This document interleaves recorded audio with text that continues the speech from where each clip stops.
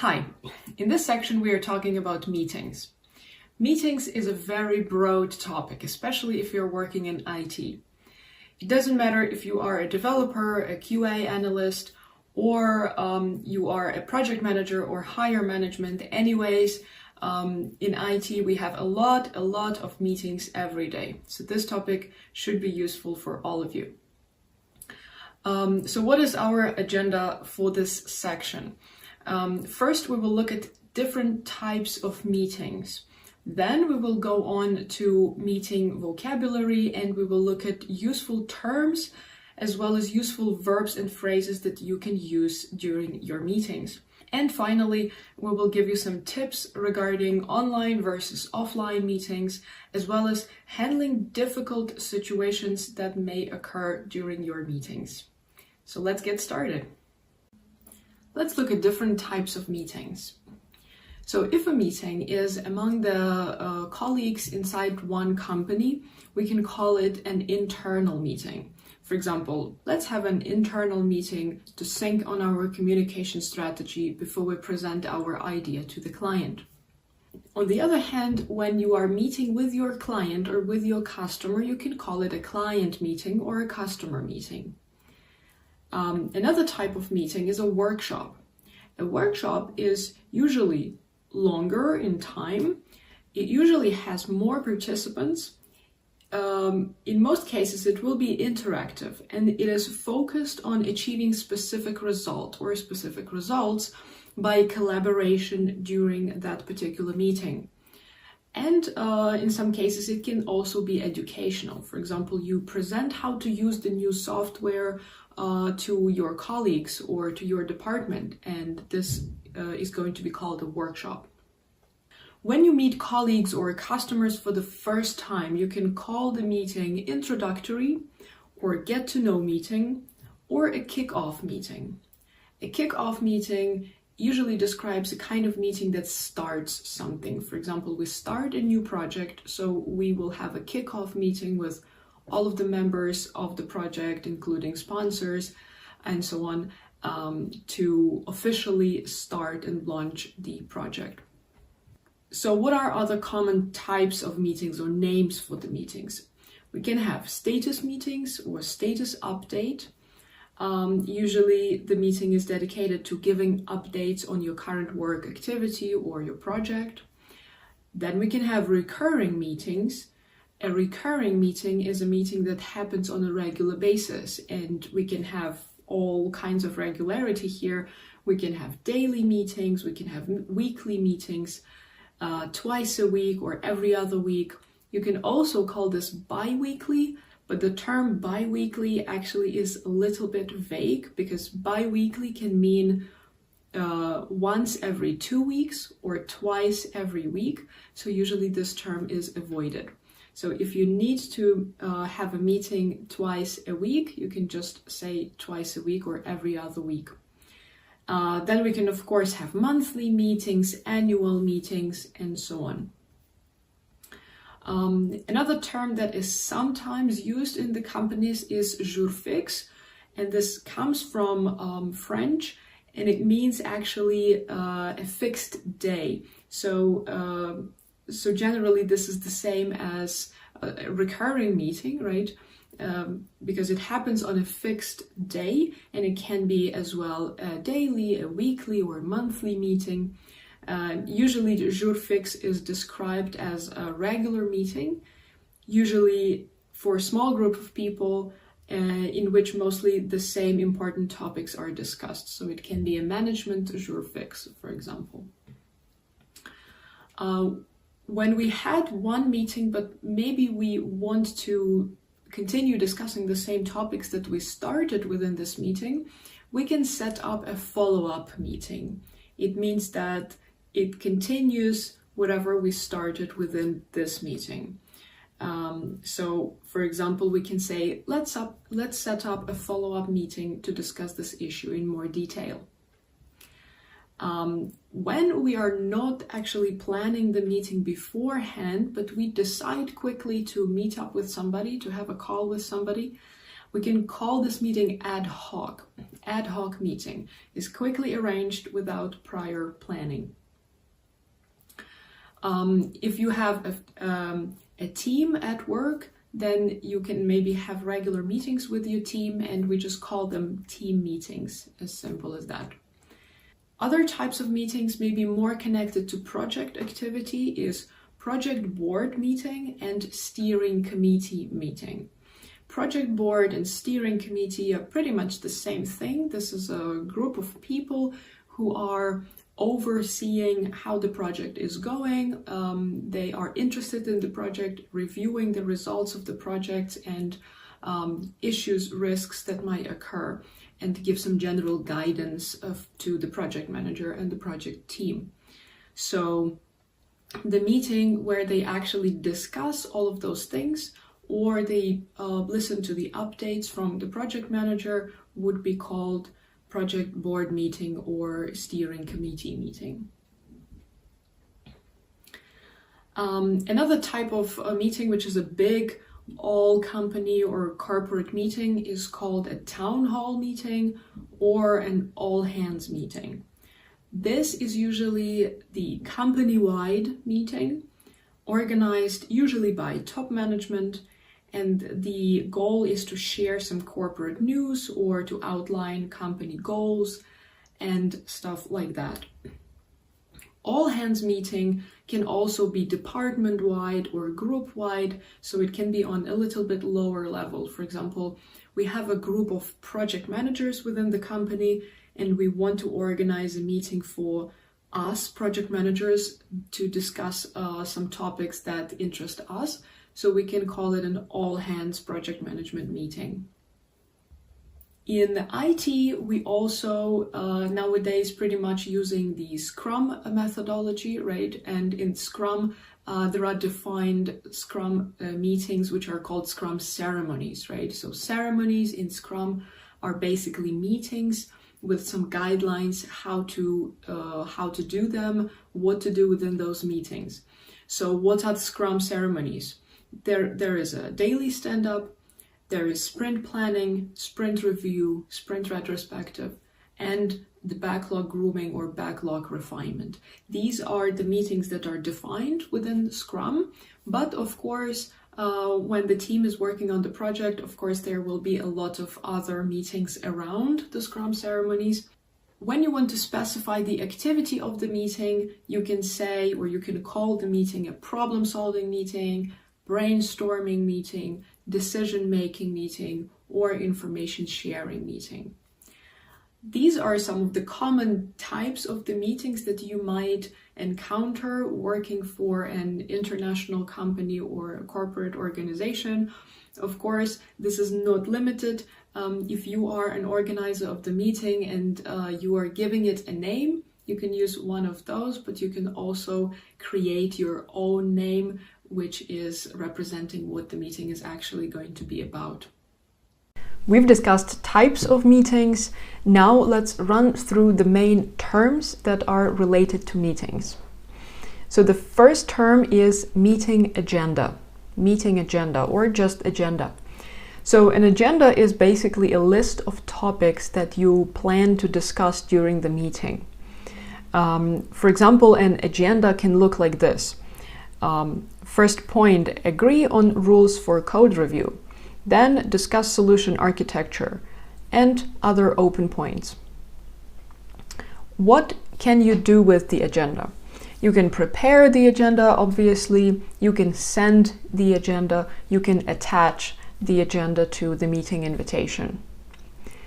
The second term would be meeting invitation. So a meeting invitation is basically an invitation that you receive because somebody wants you to participate in a meeting. What can you do with the meeting invitation? You can send it, you can forward the meeting invitation, and you can reply to a meeting invitation. Of course, I'm talking now about digital ones, so I'm talking about Outlook invitations or Google Calendar invitations or any other invitations that you might receive online. When you reply to an invitation, you usually have 3 options. It's either you say yes, or you say no, that you won't come, or you say that you are tentative, which means that you are not yet sure if you will participate on a meeting or not. The next term is meeting notes or meeting minutes.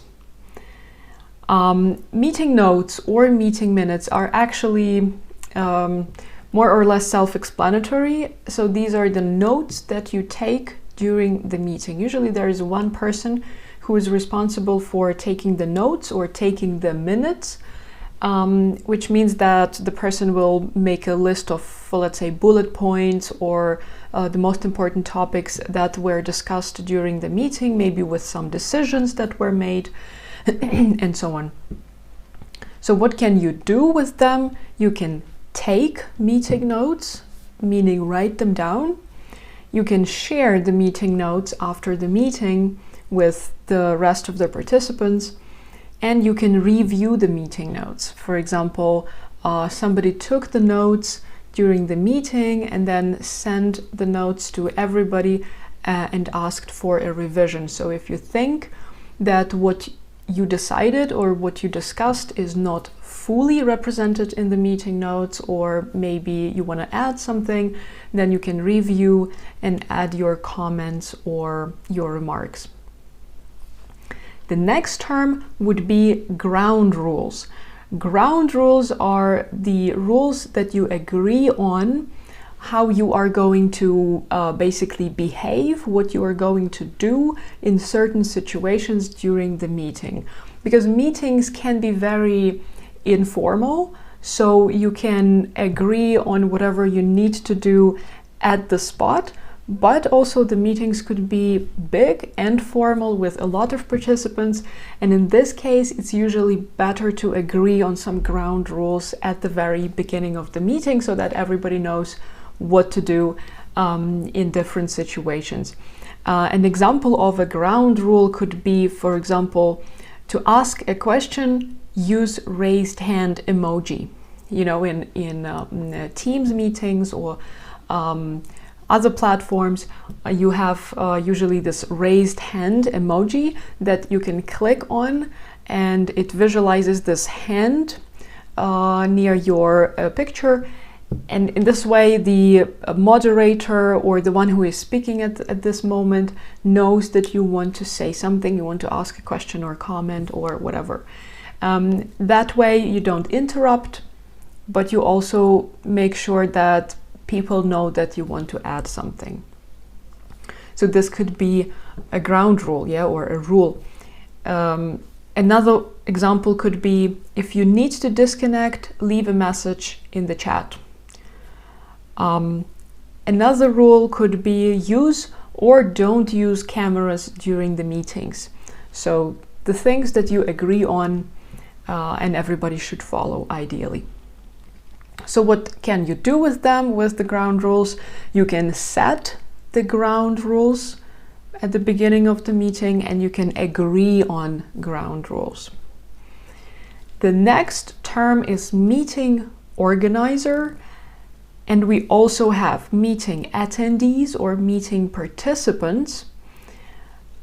I don't think that it needs a lot of explanation, right? So the organizer is somebody who really set the meeting up and sent the invitation, organized the meeting basically. It may be the person who will also be leading the meeting, who will be facilitating the meeting, but it also can be just an organizer, and the meeting is organized for somebody else who will actually be the main leader of this meeting. So it depends. And the meeting attendees, meeting participants, are people who take part in the meeting. Again, if we're talking about Outlook or other platforms, you can specify the attendees if they are required or optional. So you may be a required attendee. It means that the organizer wants and needs you there, but you can also be set as an optional participant, and it means that you are Not necessarily required, but you can attend if you want, or if you have time, or if you see the value for yourself in this meeting. So required attendee or optional attendee. And the last term here is action points or action items. An action item is basically something that you discussed during the meeting and agreed on doing. So it's basically an item that everybody agreed that needs to be done. An example of such an action point can be, for example, to change the design of the login screen to option B.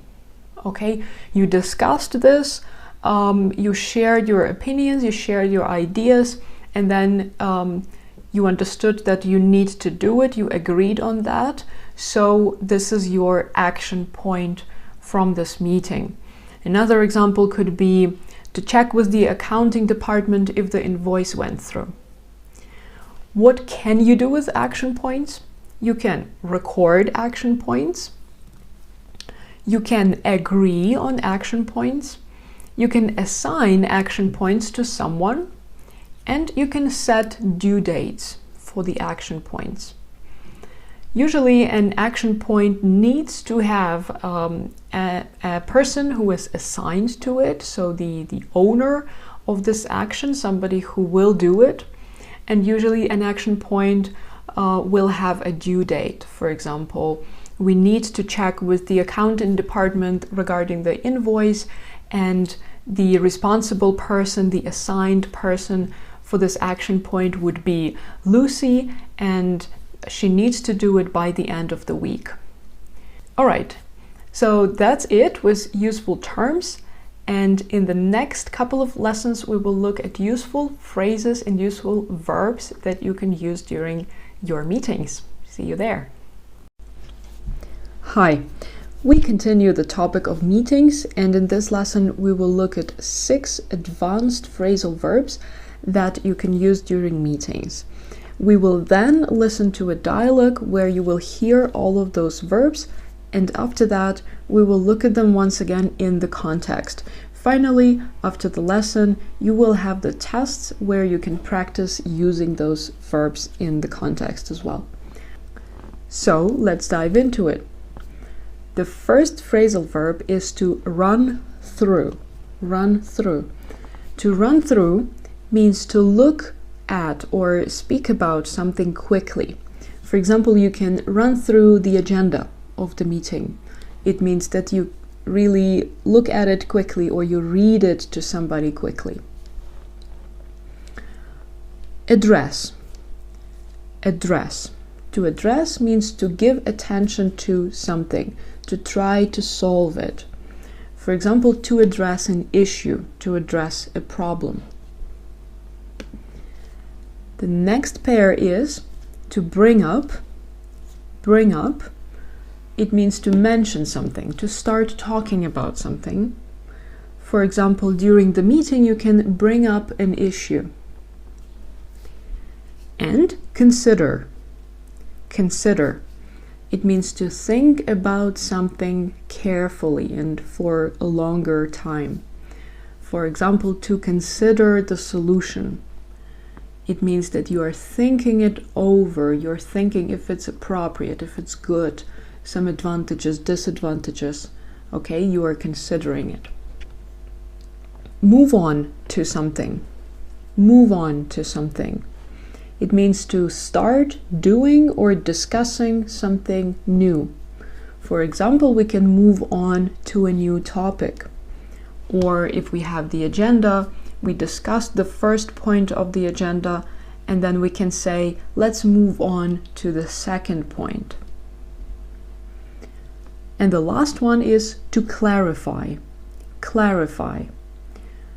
To clarify means to explain something clearer, to make it easier to understand. For example, to clarify the requirements. All right, now let's listen to the dialogue. And while listening, try to catch all of those words in the context. All right, everyone. Let's run through the latest updates on the app development. Who wants to kick us off? I can start. So I'd like to address the performance issues we've been encountering with the app's login process. That's definitely been a pain point. Thank you for bringing this up. Any ideas for the solution? One thing to consider is optimizing the database queries during authentication. It might help speed things up. Great point, Emily. We'll definitely look into that. Anything else we should consider? We should also consider implementing caching mechanisms for frequently accessed data to reduce the load on the server. Excellent suggestion, Sarah. Let's make a note of that. Now let's move on to the next agenda item. Before we move on, can we clarify the timeline for implementing these optimizations? Good call, Emily. Let's clarify that by end of this sprint. Okay, so at the beginning of the dialogue, we had two words to run through and to address. So Tom says, all right, everyone, let's run through the latest updates. So you remember run through, it means to look at something quickly or discuss something quickly. To run through the latest updates on the app. And in Sarah's reply, she says, so I'd like to address the performance issues we've been encountering. To address the performance issue means I'd like to talk about those performance issues. I'd like to start discussing them because there's something that we need to solve. So to address is to start speaking about something. In the next part, we had the word consider. One thing to consider is optimizing the database queries.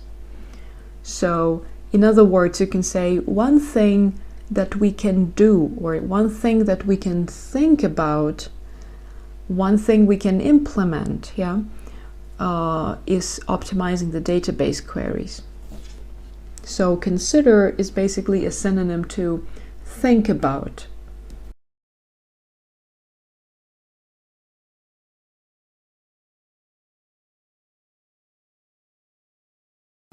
Now we see the same word consider being used again. We should also consider implementing caching mechanisms.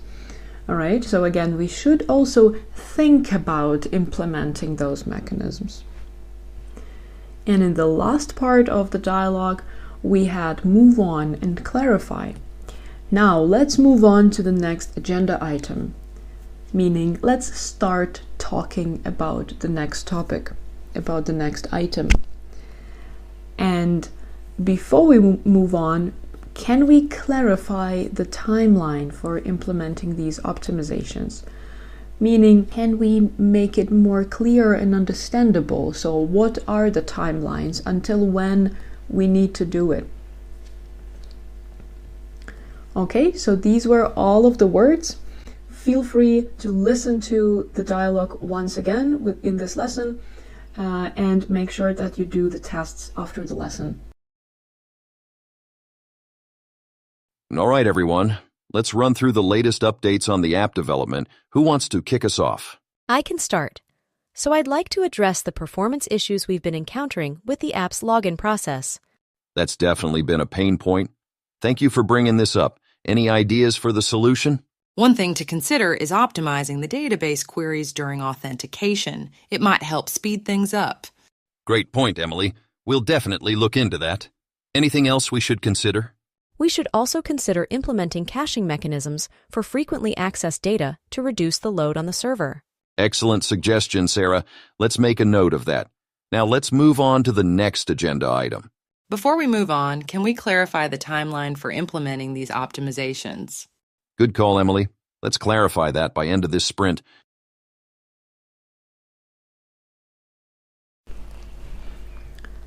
Let's look at another set of advanced phrases for meetings. The first one is to run something by someone. Run something by someone. It means to tell someone about something to make sure they understand or approve. For example, I want to run some ideas by you. The next word is to go ahead. Go ahead. So when you say go ahead to someone, you give them permission to start doing something, usually to start speaking, start asking, start presenting, etc. Or continue doing something. Yeah. For example, sorry that I interrupted you, please go ahead. In other words, you could say, please continue. The next verb is to align on something. Align on something. It means to agree with each other, to make sure you have similar understanding of something. For example, to align on company strategy. The next one is set up a meeting. Set up a meeting means to schedule a meeting or to organize a meeting. You can not only set up meetings, but you can also set up other things like set up a process or set up an organization, set up a structure, and so on. The next one is to look into something. Look into something. It means to try to find out more information about something. For example, there is a problem, and you can say that you will look into a problem. To look into a problem. To try to understand it more. To try to find out some details about it. And the last one here is to get back to someone. Get back to someone. It means to contact someone later to give more information. For example, can I get back to you about it? It means, can I talk to you later about it? Because maybe you want to check something, you want to clarify something, and then you want to get back to this person and give them the information. All right, now let's listen to the dialogue. The dialogue is happening between the project manager and the head of software development department. Try to listen carefully and catch all of those verbs that we've just looked at. Hi, Mark. I need to run something by you regarding the upcoming project deadlines. Sure, go ahead. I wanted to align on the resource allocation for the new feature development. Yeah, let's set up a meeting to discuss this in detail. Okay, how about tomorrow morning? We can look into the current workload and come up with a plan. Sounds good. Also, I need you to get back to me on the feasibility of integrating the new API into our system by the end of the quarter. I'll look into it and get back to you by the end of the week. Perfect, thanks. Now let's look at the transcript of the dialogue and find those words. So in the first part we had, sure, go ahead. Okay, so Mark gives the permission to the project manager to go on, to continue speaking to him about this. And we also had the word align. I wanted to align with you on the resource allocation. Again, align means to have to make sure that you have the same understanding. So the project manager wants to align with the head of department about resource allocation to make sure they have the same understanding or the same vision of it.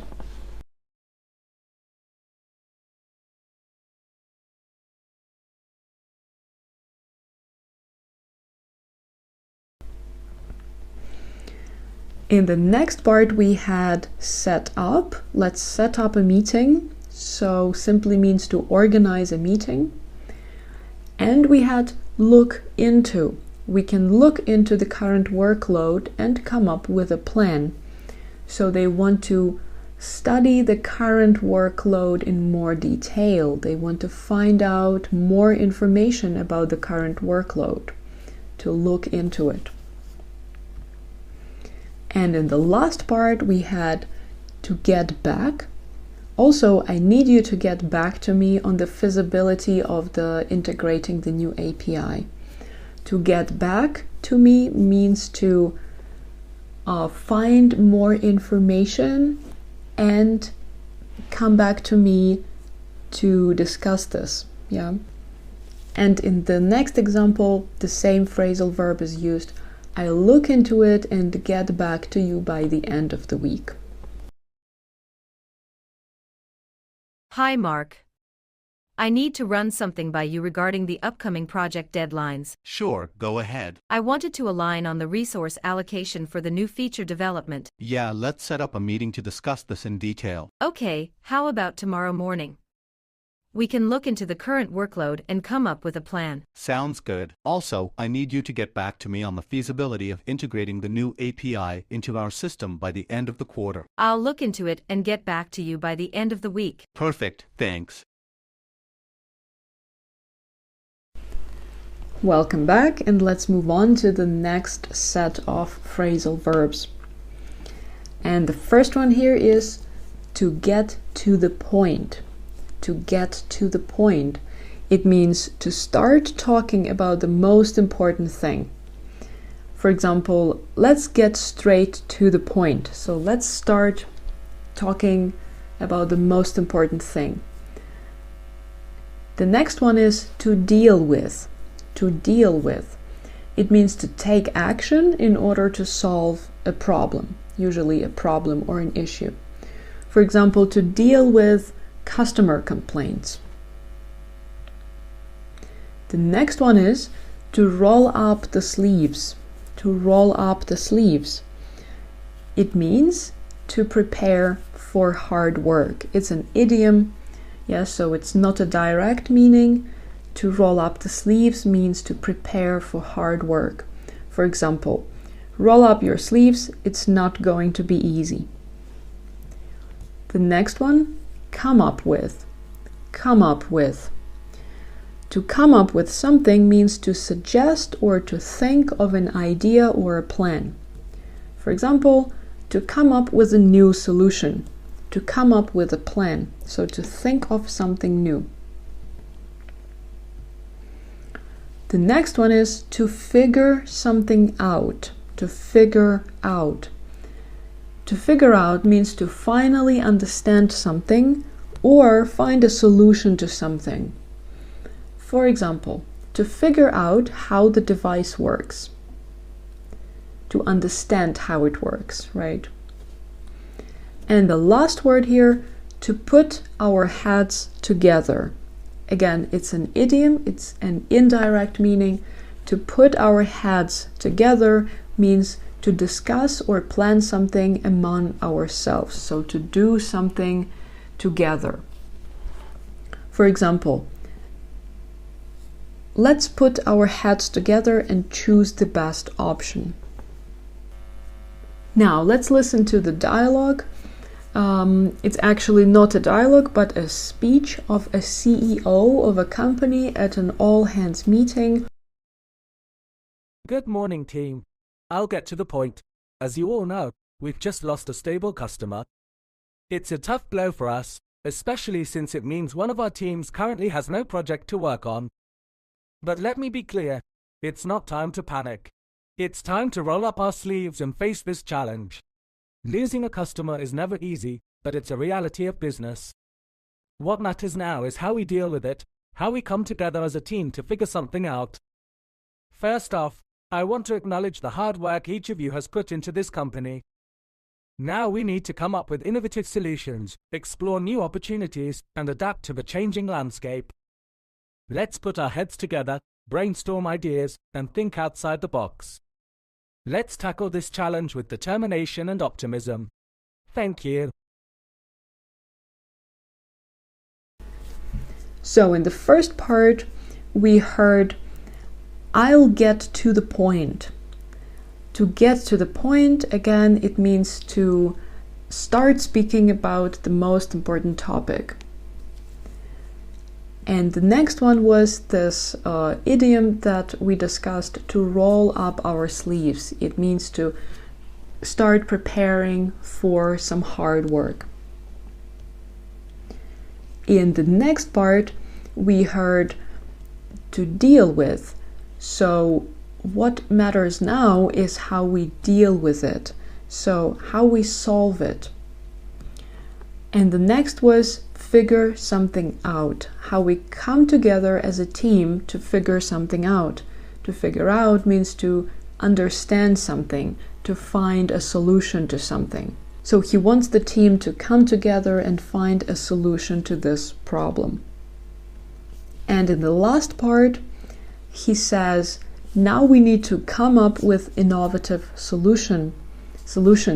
Again, to come up means to think of something new, to invent something new, to have some new idea or a plan. And the last one was, let's put our heads together, brainstorm ideas, and think outside of the box. So to put our heads together means to think about it together. Now complete the quizzes and try to practice those words on your own. Good morning, team. I'll get to the point. As you all know, we've just lost a stable customer. It's a tough blow for us, especially since it means one of our teams currently has no project to work on. But let me be clear, it's not time to panic. It's time to roll up our sleeves and face this challenge. Losing a customer is never easy, but it's a reality of business. What matters now is how we deal with it, how we come together as a team to figure something out. First off, I want to acknowledge the hard work each of you has put into this company. Now we need to come up with innovative solutions, explore new opportunities, and adapt to the changing landscape. Let's put our heads together, brainstorm ideas, and think outside the box. Let's tackle this challenge with determination and optimism. Thank you. Continuing on meetings and useful phrasal verbs, let's look at 4 of them in this lesson and also practice them with the dialogue. So the first one here is run over. Run over. To run over means to take more time than planned. For example, meetings run over. To jot down or note down. Jot down or note down means to write a short note of something.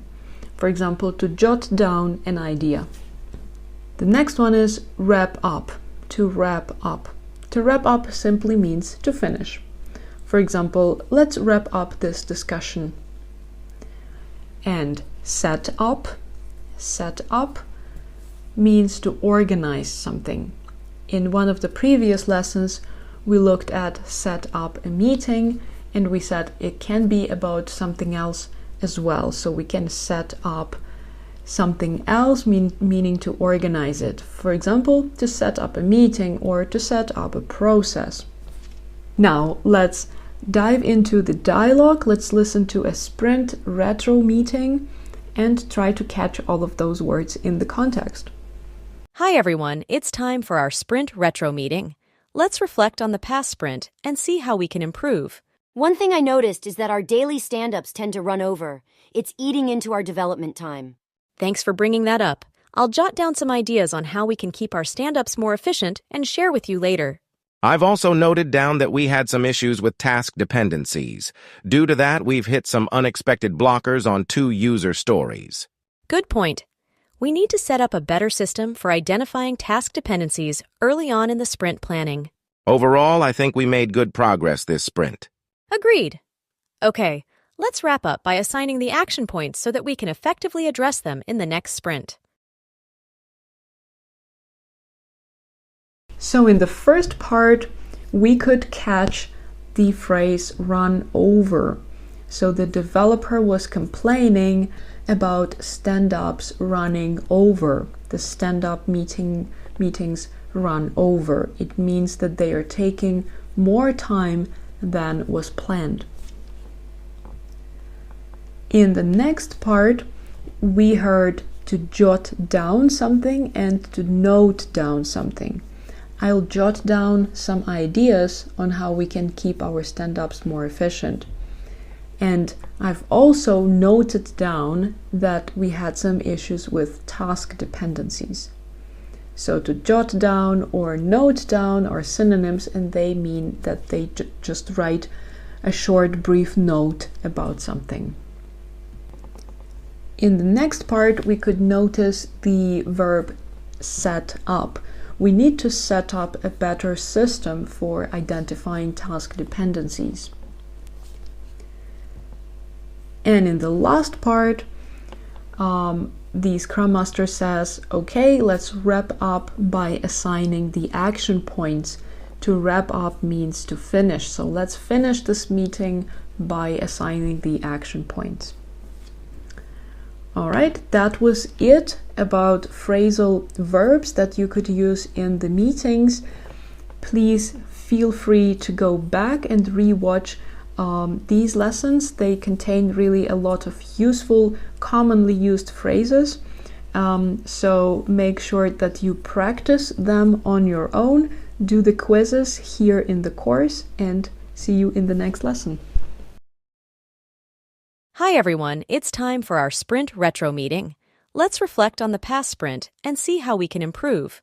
One thing I noticed is that our daily stand-ups tend to run over. It's eating into our development time. Thanks for bringing that up. I'll jot down some ideas on how we can keep our stand-ups more efficient and share with you later. I've also noted down that we had some issues with task dependencies. Due to that, we've hit some unexpected blockers on 2 user stories. Good point. We need to set up a better system for identifying task dependencies early on in the sprint planning. Overall, I think we made good progress this sprint. Agreed. Okay, let's wrap up by assigning the action points so that we can effectively address them in the next sprint. What is the difference between online and offline business meetings? In terms of communication and behavior and any other things, I think that online and offline meetings are pretty much the same. What is different is usually how you start and how you finish the meeting. Because when you are online, usually what you do is you just connect to the meeting last minute or a few minutes before the meeting starts. You don't really need to do any small talk. You don't really need to somehow interact with other people in the room. On the other hand, when the meeting is offline, when it's in person, you need to come to a meeting place. You need to be there sometime in advance, especially if you are a presenter or one of the presenters. You need to make sure that your laptop is working, that the projector is working, that you have the correct setup, there is a flip chart, or you need to really understand how the meeting place looks like and how you will use it during the meeting. So usually when you come, be ready that you need to go around the table, go around the room, shake hands with the people, meet them, introduce yourself. If you don't know those people, if you know them, if you don't know them, or if you know them anyways, you will need to do some kind of a small talk before the meeting starts. So just be ready for the small talks. Have some topics in mind that you can talk about. It doesn't have to be anything serious. It can be weather or how you got to the meeting point or anything like that. Just keep in mind that you will need to do a little bit more of talking outside of the meeting itself. Handling difficult situations. What to do when someone is interrupting you. It is actually quite a common situation, especially when there's a lot of people in the meeting, especially when the conversation gets heated. Everybody wants to say something. It can happen that somebody is interrupting you. What to do in this situation? Usually it's not polite, it's not good to interrupt other people while they are speaking, and if it's you who is being interrupted, you need to be able to protect your speaking time.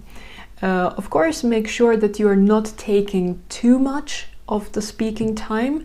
Make sure that other people can also have the opportunity to speak and to react to what you're saying.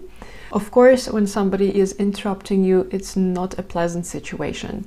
So have a couple of phrases in mind how you can react to these situations. For example, what you can say is, "Let me finish, please."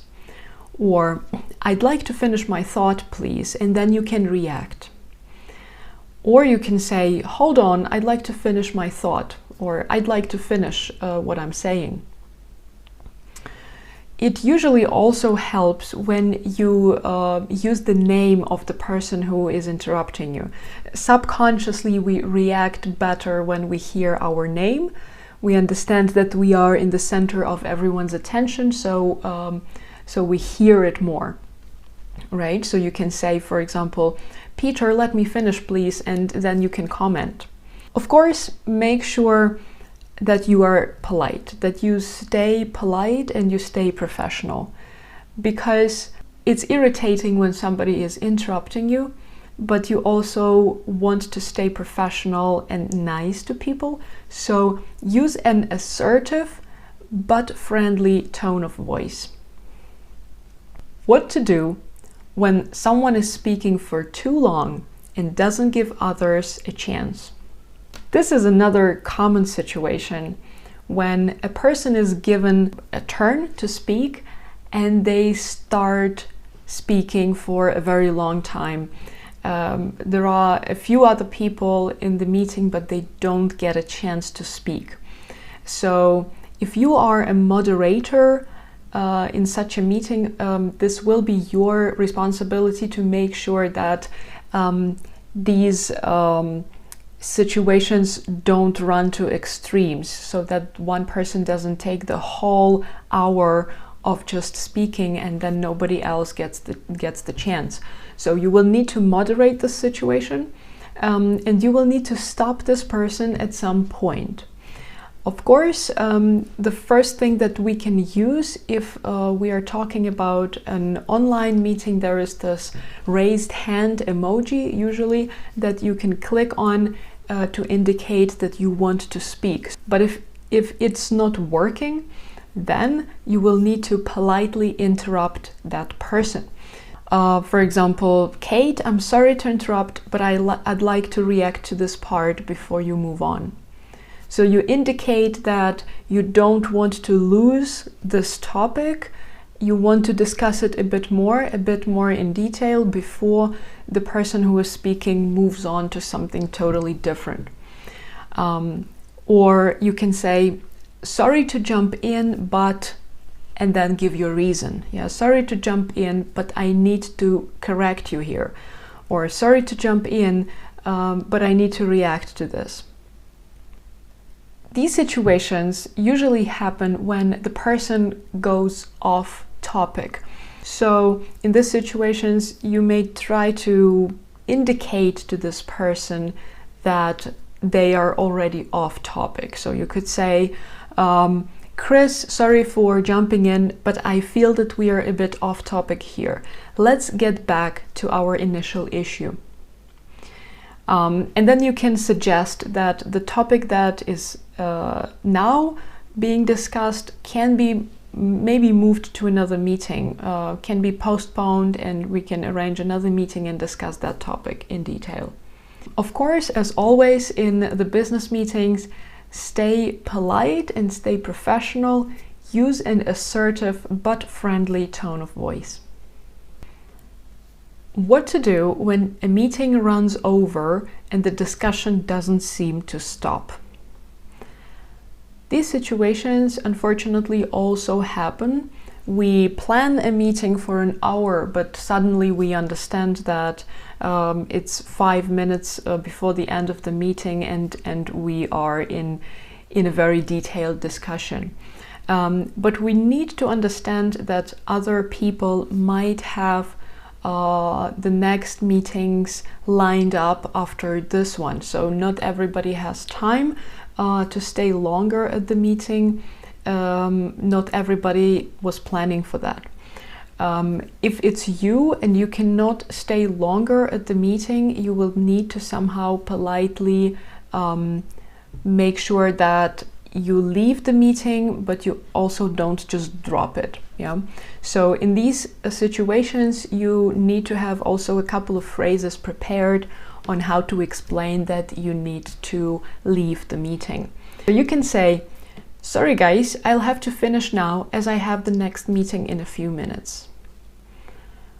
Feel free to reach out to me in chat if there is something you need. So in this case, you politely excuse yourself from this meeting, but you also make sure that they can reach out to you if they need anything. Or you can say, I'm sorry, but I will need to drop the call now. Thanks, bye-bye. Or you can say, I'm sorry to interrupt, but we're already running over time. Let's schedule a follow-up meeting to be able to discuss this further. So in this way, you want to finish the meeting at this point, but you can schedule a follow-up meeting. So you make sure that you're not just leaving the topic, you will discuss it a bit later when everyone has time.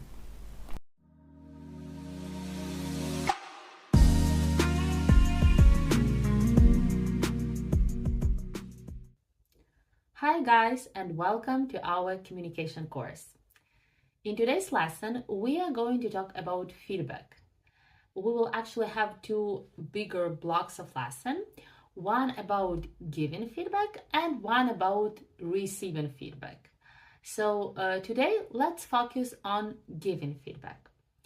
And for today's block, let me outline you the agenda. First, we are going to talk about feedback in general, learn some techniques, how we can give feedback and tips. Then, in the second part, I'll present you with the useful phrases which you can actually use when you are giving feedback at work. And in the last part, we'll do some listening and you'll be able to reinforce those phrases, so remember them. Of course, in between, you will have quizzes and tasks, and I encourage you to do them. All right, so let's dive in.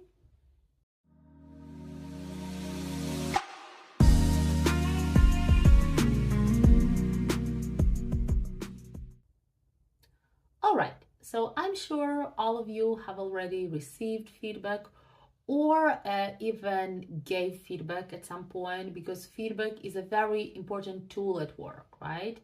We give and receive feedback a lot. This is an important part of our job. Anyway, let's start with a dictionary definition. What is feedback?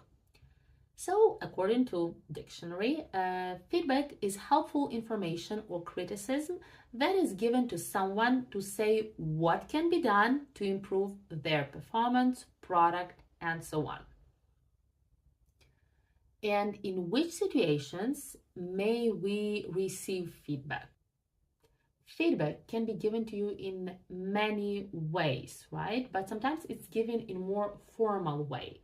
And when we talk about formal way, we usually think about performance evaluation, for example. So this is regular feedback or a regular session, can be annual or every half a year. And this is a systematic assessment of your work, skills, and accomplishments. Usually it's given by a supervisor or a manager. And it may result in a raise, for example. But we also have something that's called peer review. So peer review is also assessment of someone's work or performance, but it's done by your colleagues. So people who are equal to you in their position. And this is also a great way to gather insights and improve evaluation in general. All right. And now you may think about the last time when you gave feedback and in which form did you do that? Was it a formal way or just saying someone, I really like that, or I think this has to be improved? And we move on. We move on to the next point. And let's answer a question. Why do we give feedback? So, what is the aim of giving feedback? We may give feedback in two cases, right? When we want a person to improve something and when we really liked something. So, in the first case, when we want the person to improve something, we provide some criticism. But please remember, this has to be constructive criticism. And constructive criticism is not just about pointing out the flaws. So, saying, I really don't like that, that's bad, oh, that's awful. No, this has to be helpful, right? This has to provide some suggestions how the situation can be improved. But also, sometimes you want to praise a person. Why is it important to provide this positive feedback or give praise? Well, because we want this person to continue their actions, to continue what they are doing. Some people may think, okay, everything is all right, everything is going well, I'm not going to say anything. Well, that's wrong. Because the other person may not realize that they are doing a good job, and maybe they will change, right, the way they do things. So if you want them to continue, make sure to provide this positive reinforcement. That's how it's called, like a term, positive reinforcement. So you want to reinforce their behavior. In other words, you want them to keep doing what they are doing. Keep up the good work, we say. And we are moving to a really interesting and important question, I would say. So, how to give feedback? In the last years, there has been a lot of research and a lot of techniques discovered, a lot of tips. So we will focus just on some. Maybe you've heard about something called sandwich feedback. Why sandwich? Because you say a positive thing, then you lay some criticism, something you want the person to improve, and then a positive thing on top again. So that's why it's called sandwich technique, sandwich feedback. It used to be very popular, right? Like, so 2 positive things, 1 negative. But it turned out there are some problems with it. First of all, sometimes these positive things are just empty compliments, right? And the person that receives feedback realizes that, and that's not really pleasant, right? They understand that these positive things mean nothing. But on the other hand, sometimes the feedback giver puts this criticism in between so many positive things, right? Maybe because they are uncomfortable providing criticism. So that's why they sandwich it between so many positive things that the other person doesn't realize there is something for them to improve. So be really careful about it. If you are using sandwich technique, make sure you are very specific about what is to be improved by the person. And there are many other techniques. Today I'd like to talk with you about one of the structures I've seen in the TED video. I'm going to add the link to that video after this lesson, so you're gonna watch it in more detail and work with it a little. But now just like a little preview. So what they suggested to do was this. So we should start with a micro yes question, a short yes or no question, something like, can we have a quick chat? This is respectful, right? And also it gives a person like a sense of control. Technically, they can say yes or no to that question. Next one was called data point, and here you have to describe specifically what happened, right? And don't be vague about it. Don't just say, for example, well, I think you are really bad with time management, because this can mean different things, right? We may understand time management differently. So instead of saying this, say exactly what happened, right? Explain. For example, You had to resolve that ticket on Tuesday. Today it's Thursday already, and the ticket is still pending, and you haven't provided any explanation. So be very specific, provide all the information, so the deadlines, with the detail, what has to be done, what wasn't done, and so on. Another point, next step is impact statement. So you're gonna explain how this behavior impacted you or the team or the other colleagues and so on. Say exactly what that meant to you. For example, because you didn't resolve the ticket and you didn't provide any explanation, I couldn't move on with my job. And the last part, the last but not the least, a very important one, end on a question. Ask the other person, what are your thoughts about it, or what do you think could be done? This has to be some collaborative effort to solve the problem. Of course, you can provide your suggestions and the other person can provide theirs. So here is the structure once again: micro yes question, data point, impact statement, and end on a question. As I said, after the lesson, you'll have the video which you'll be able to watch and learn more about this technique. And the last point I'd like to cover is characteristics of good feedback. So if you go on the internet and type in search, for example, characteristics of good feedback, you're gonna find multiple things. So I've decided to pick just the 3 most important in my view, but of course you can look for more. Well, I've picked actionable. First of all, actionable. This is like a buzzword. You may hear actionable feedback. That's cool feedback. What does it mean? It means you can act on it, right? So it's not something like, well, I think this design is really bad. What do I do with that information?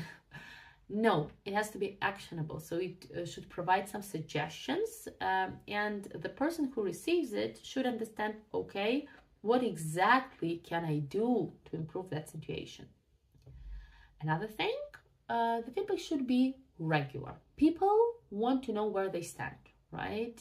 People, instead of providing or dumping some criticism once a year on a person, give feedback in between, right? So the person will realize what they are doing wrong, what they are doing well, and that will be easier for them. It will be easier for them to improve. This goes with another really good tip. When you are giving feedback, try not to address more than 1 or 2 issues. Otherwise, it's going to be really overwhelming and the person will feel attacked, and if they feel attacked, they will put their boxing gloves on, right? They will want to protect themselves. And we don't want this, because feedback is not an attack. Feedback is a tool that helps us to improve our job, our performance. All right, and the last characteristics I'd like to mention is polite. Simple as that. Feedback should be polite. Please maintain respectful tone.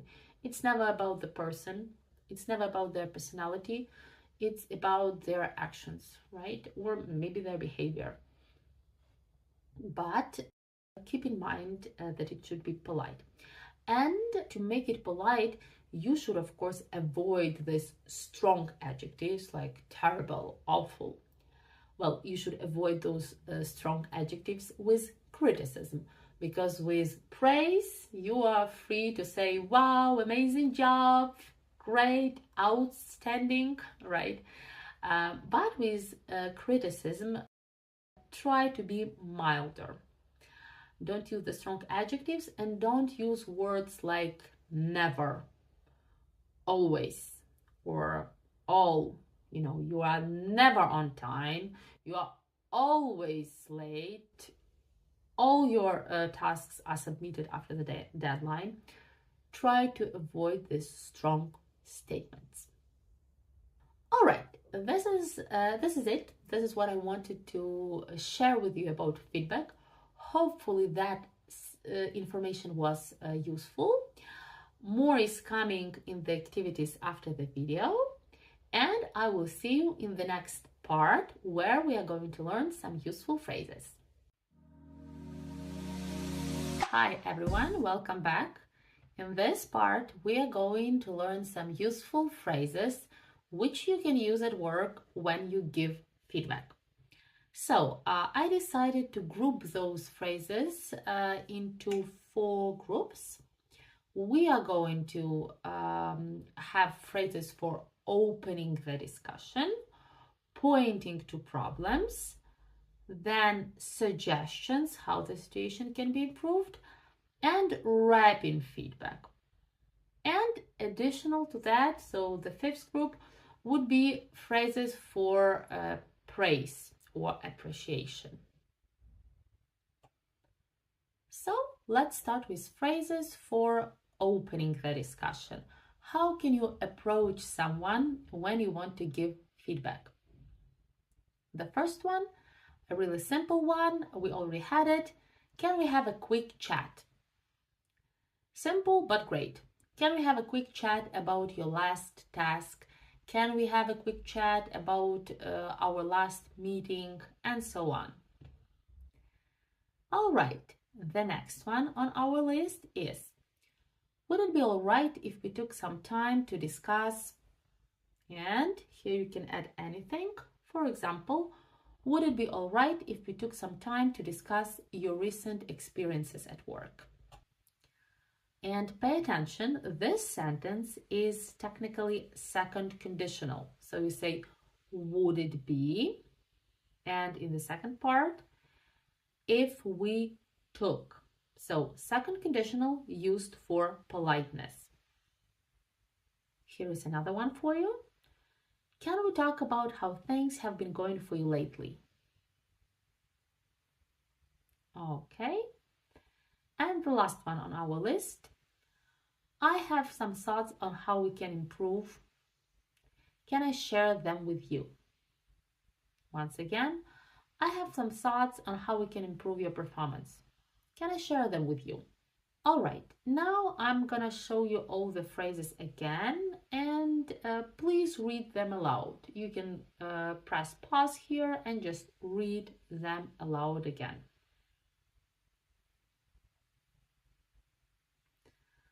And we move on to pointing to problems.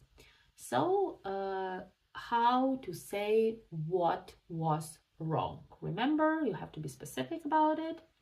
So here are the phrases you can use. There seems to be a challenge with. For instance, there seems to be a challenge with meeting deadlines. But remember what we talked about, that you need to be more specific. So make sure to provide more detail. Don't just say there seems to be a challenge with meeting deadlines and stop. Provide more detail. And how can you do that? You can say, I have observed, I've noticed that you, and so on. For example, I've observed that you struggle with sharing your ideas during meetings. I've observed. Okay, and sometimes we have a situation when we need to approach someone about the feedback that someone else has provided. For example, this can happen when you're a team lead.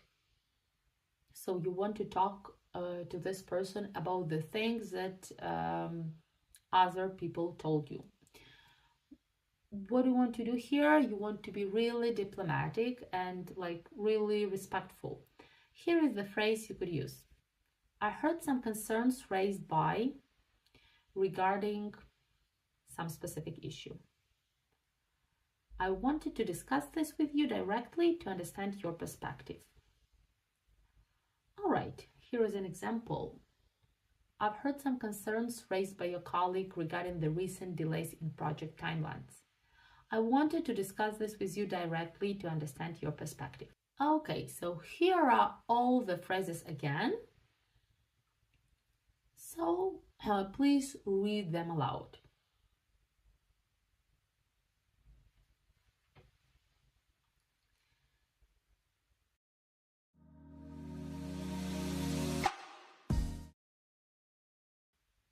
And the next group is suggestions.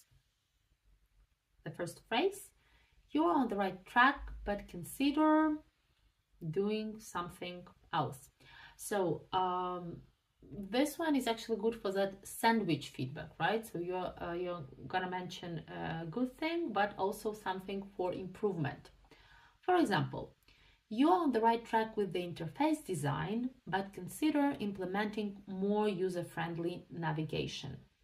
The next one, I believe incorporating something in your approach could yield better results.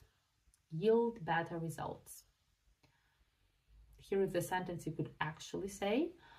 I believe incorporating regular code reviews in your approach could yield better results. Yield better results means like provide better results.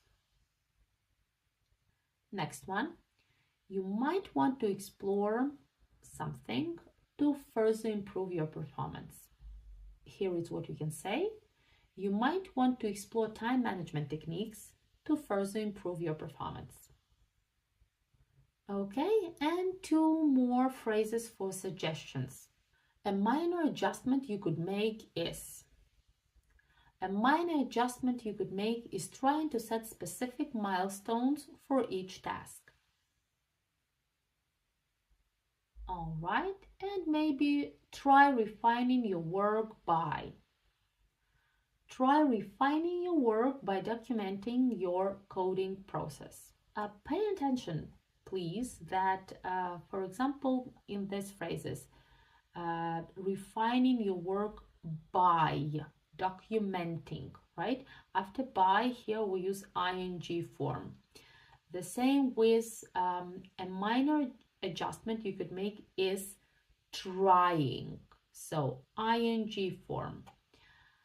And there was one more. You are on the right track, but consider doing. So after consider, we use a verb with ing. This is called gerund, right? But I just want you to remember these structures. Try refining your work by documenting. A minor adjustment you could make is trying to set. You're on the right track, but consider doing. All right. And we are approaching to the end. So rapid feedback. As you remember, according to the video, we should end on a question. It's a good idea to end on a question. That's why I've prepared these phrases for you. So what are your thoughts on this? Pay attention to the preposition on this. How do you see yourself overcoming the challenges we've discussed? What steps can we take together to ensure improvement in these areas? All right, here are the phrases again. Please read them aloud.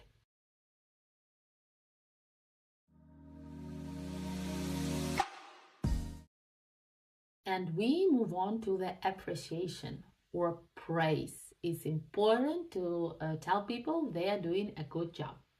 So here are the few things I have for you. Keep up the good work, which means keep doing what you're doing.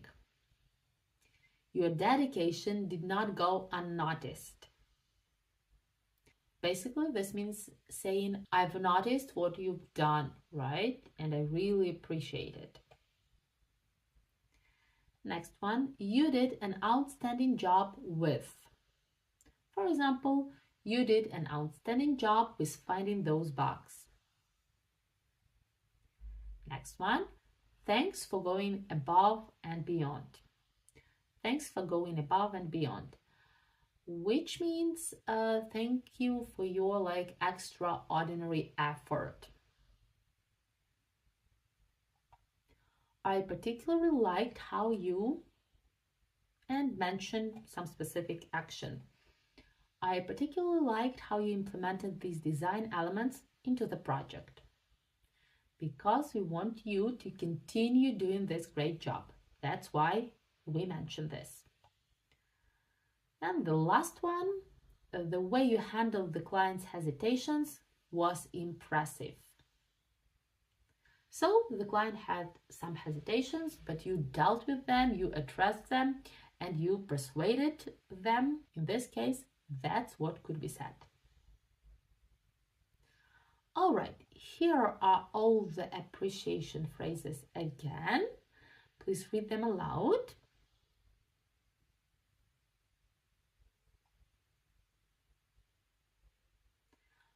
And we are approaching to the last part of our lesson on feedback giving. This is going to be listening. So, see you there. Hi everyone, and welcome to the last part of our lecture on giving feedback. In this part, we are going to do some listening activity. That's right. So, let's start with the first dialogue. We are going to listen to two in general. So, you're going to listen to the first dialogue twice. When you listen to it for the first time, I want you to answer this question. What issue is addressed in the dialogue? All right, here it goes. Hi, Karen. Would it be all right if we took some time to discuss your recent work on the marketing plan? Sure, what's up? There seems to be a problem with the overall strategy. Let me cut to the chase. I've noticed that you've been spending a lot of time on social media strategies, but haven't delved into email marketing as much. Yeah, social media is more my forte, so I focused on that area first. I understand. However, consider the impact on our target audience. Some may prefer email communication over social media. Balancing both strategies could yield better results. You're right. I can see there's room for improvement. How do you see yourself overcoming the challenges we've discussed? I think with some guidance and training, I can improve my skills in email marketing as well. Great! I'm here to support you. In the meantime, try refining your work by incorporating some email marketing into your overall strategy.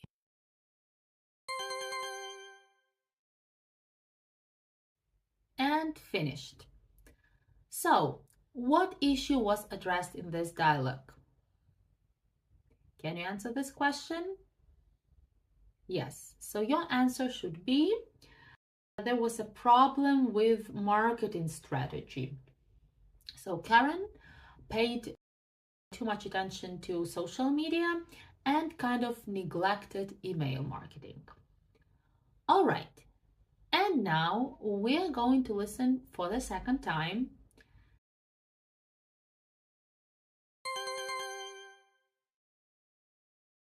Hi, Karen. Would it be all right if we took some time to discuss your recent work on the marketing plan? Sure, what's up? There seems to be a problem with the overall strategy. Let me cut to the chase. I've noticed that you've been spending a lot of time on social media strategies, but haven't delved into email marketing as much. Yeah, social media is more my forte, so I focused on that area first. I understand. However, consider the impact on our target audience. Some may prefer email communication over social media. Balancing both strategies could yield better results. You're right. I can see there's room for improvement. How do you see yourself overcoming the challenges we've discussed?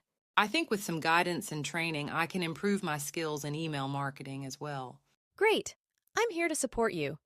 In the meantime, try refining your work by incorporating some email marketing into your overall strategy.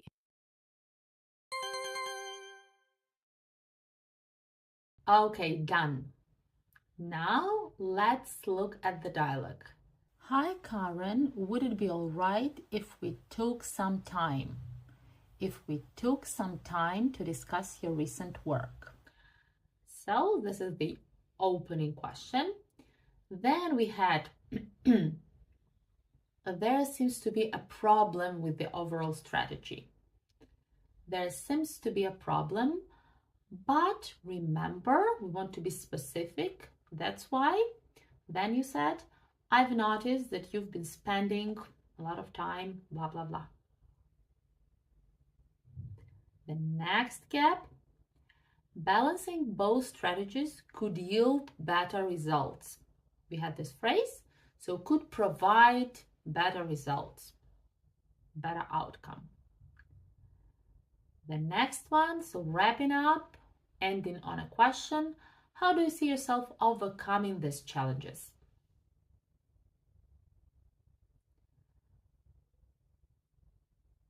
All right, and there was one more. Try refining your work. Try refining your work by incorporating some email marketing.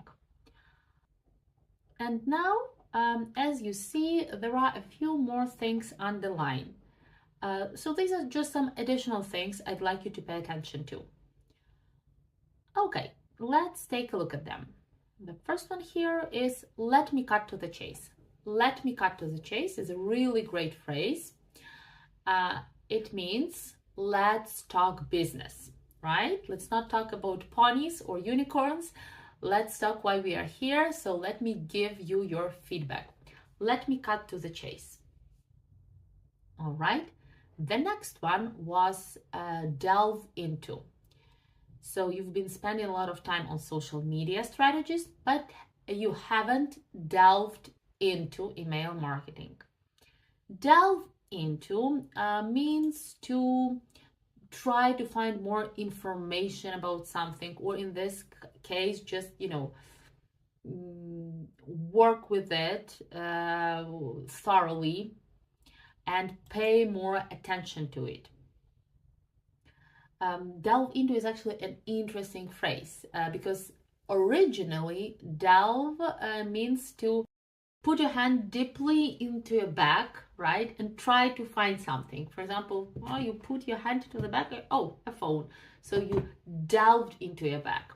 And this is a figurative meaning, which means like you try to find some information, or you, like here, you didn't put enough effort to this particular part. The next one was, social media is more my fort. To be somebody's fort means you're really good at something. You're really skilled at this. So if you say, well, social media is my fort, it means you can do it really well. And of course, you can say it's not my fort. Then it would mean you can do that very well. You are a little bit inconfident about that. All right, so these were the additional phrases I want you to pay attention to. And now we are moving to the second dialogue.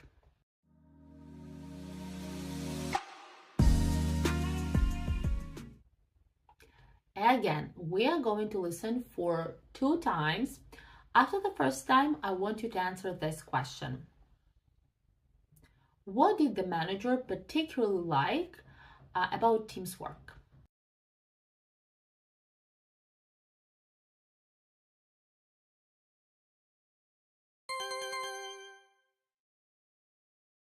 Hi, Tim. Do you have a moment to chat? Sure. What's up? I just wanted to give you some feedback on your recent project. Okay. Was there something wrong with it? Did I miss something? No, not at all. In fact, I particularly liked how you analyzed the data and set up clear visualizations for our team. Oh, thanks. I thought it would be helpful to present the information in a more understandable way. It definitely was. Your attention to detail and extra effort did not go unnoticed, Tim. Thanks for going above and beyond.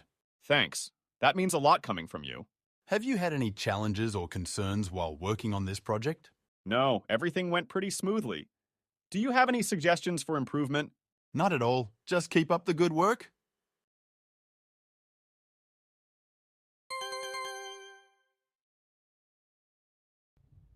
And done. So the answer to that question should be, the manager liked how team analyzed the data and set up clear visualizations for the team.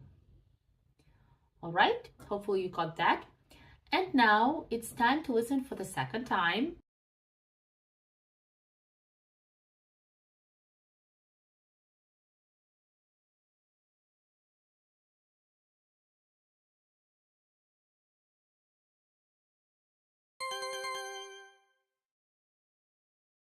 Hi, Tim. Do you have a moment to chat?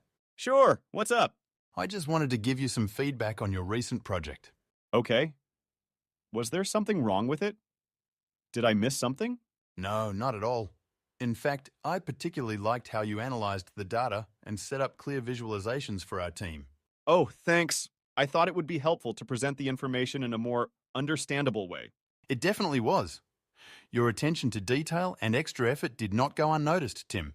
Thanks for going above and beyond. Thanks. That means a lot coming from you. Have you had any challenges or concerns while working on this project? No, everything went pretty smoothly. Do you have any suggestions for improvement? Not at all. Just keep up the good work.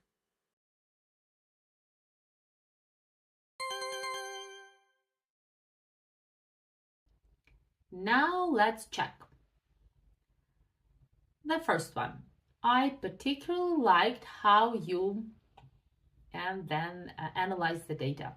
So you want to be specific about what you liked in this case. Next one, your extra effort did not go unnoticed, Tim. Thanks for going above and beyond. So thank you for that extra effort. And at the end, there was a phrase, just keep up the good work. Keep up the good work. Okay, and some additional things I want you to pay attention to. So at the beginning we had, do you have a moment to chat?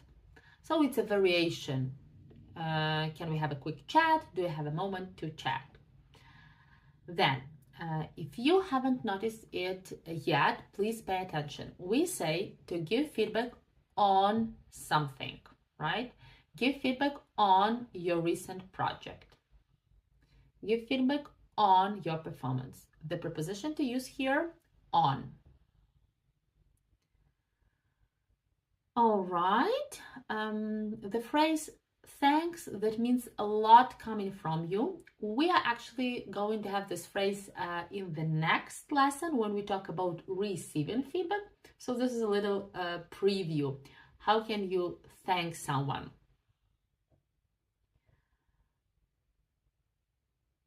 Okay, and the last one, everything went pretty smoothly. So to go smoothly, to go without any problems.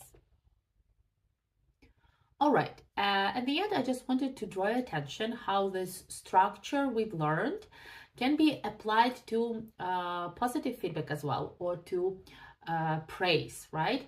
Because it's really great to provide some additional information when you give positive feedback, right? Because you want this person to continue doing this. So just be specific again about what you liked particularly. And it would be really nice to, even when you give praise, to ask, but have you had any challenges or concerns, right? This will show the person that you really care. You want them to be comfortable with their work. Okay, so now we are done with the lesson on giving feedback. Of course, there are still tasks for you to do. Please don't forget those. Do not neglect those. And I will see you in the next lecture where we are going to talk about receiving feedback. Thank you. Bye.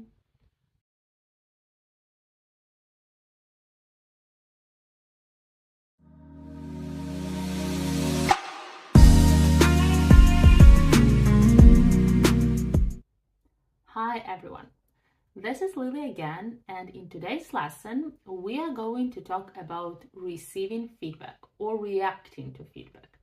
So previously we talked about getting feedback, and this is equally important thing, right? How do we react to feedback? Before we start, I would like to go through the agenda with you. So we will start with talking about feedback, like some useful tips and things like that. Then we will learn some vocabulary, so the phrases, set phrases that you can use when you are reacting to feedback, when you are getting feedback. And we will finish up with the listening exercise.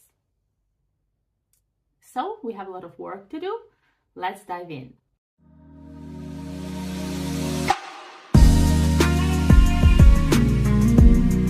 Okay, so I'm afraid we've all been this guy sometimes, right? So what? Almost perfect? Well, this is not the reaction to feedback that you want to do. This is not acceptable, right? I do remember a story from my life when a person asked me to give feedback, and she asked a couple of people, right?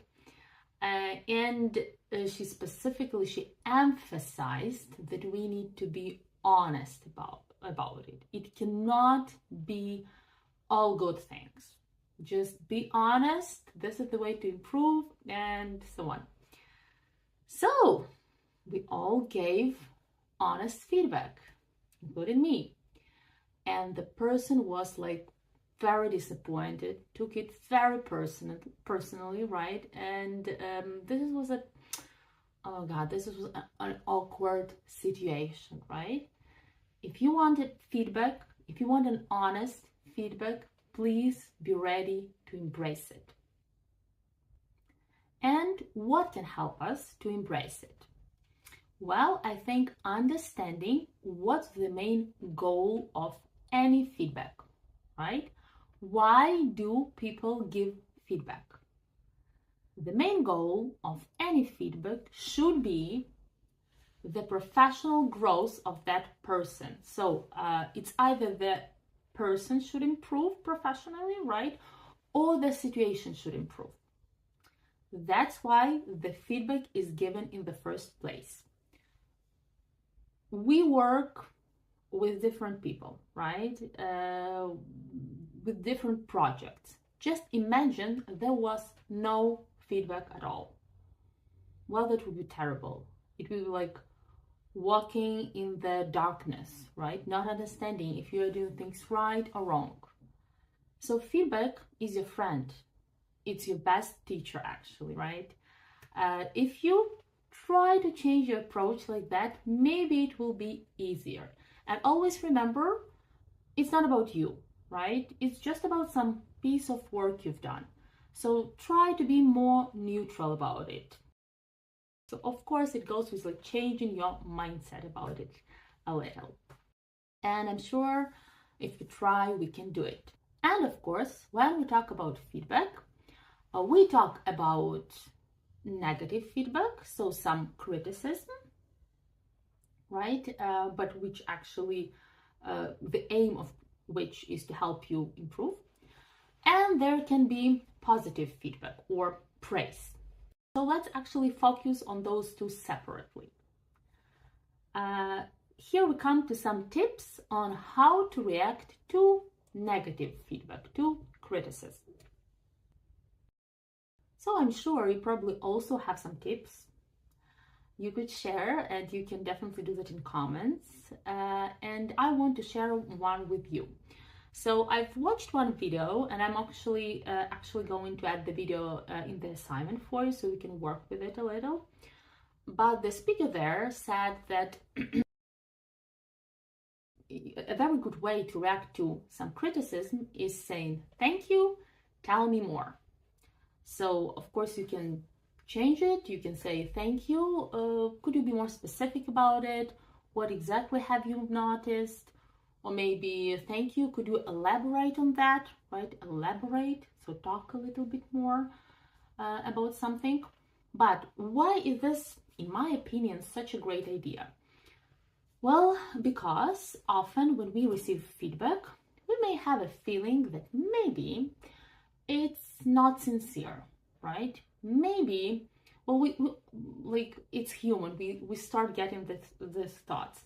Maybe this person is saying this just because they don't like me, or maybe they didn't actually do enough of the research they had to do, right? And they are blaming me for some things which I'm not responsible for.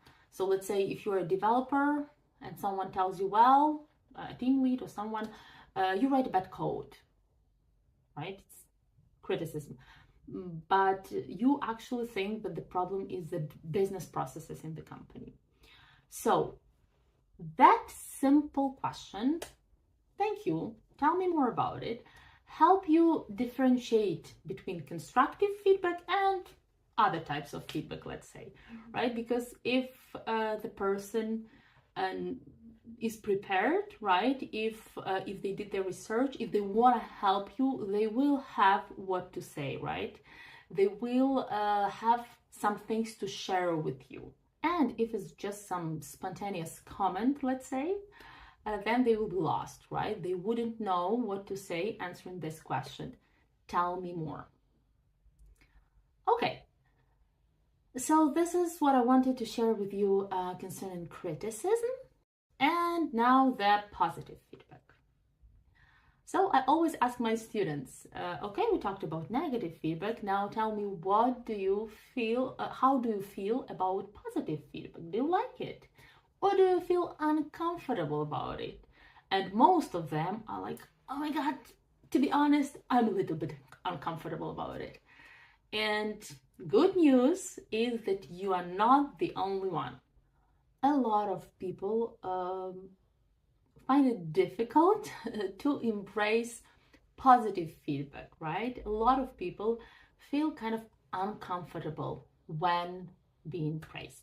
And it can be connected with many things, right? There can be some cultural reasons, the way we were raised by our families, what are the traditions in our countries, and so on. But this is also something you can work on. First of all, remember that you've done a good job. You've put some effort, right? Now someone is saying these nice words to you, and you should be proud, right? Why not be proud? You did all that job, right? It impacted someone positively. So it's okay to say thank you and feel good about it. So if you're a shy person, right, and you hate being in the spotlight, because that's usually the problem, right? You are happy you did a good job, right? You are happy people liked it, but you are uncomfortable being in the spotlight, right? When all eyes are on you, right? So I just want this moment to pass. So what you could do about this, you could think about the praise in a different way. So it's not only you being praised, but also this other person who pays you this compliment, right? Well, probably it took them some effort as well. It's, getting out of their comfort zone, approaching you and telling you these nice words. Probably it wasn't that easy for them either. So the only thing that you could do, just acknowledge this with thank you. Thank you is the only right reaction to praise, and not saying, oh, okay, it was nothing, oh, it just took me 2 minutes. No, thank you. Thank you is the right reaction to praise. Okay, so these were a few things I wanted to share with you. And now we are moving on to useful phrases. So, learning English.